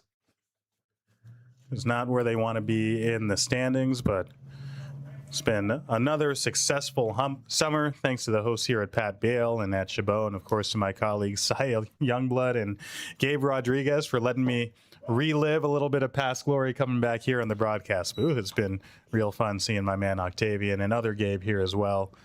As you already went down the list of Tony and Alberto and everybody who does a great job here with the Merchants, but it really does feel like home here in Alameda. I feel like I've been allowed to come back home. So De Santiago trying to take us home here as Cristal pops this one up into short left field. Rodriguez goes out. He is under it, and he will make the catch. That's a W for your Alameda Merchants back home here at Pat Bale Field by the score of 10-6. 10 runs on 11 hits for the Merchants. I can't stress it enough. I was very concerned with how today would go because this is a strong Blues offense.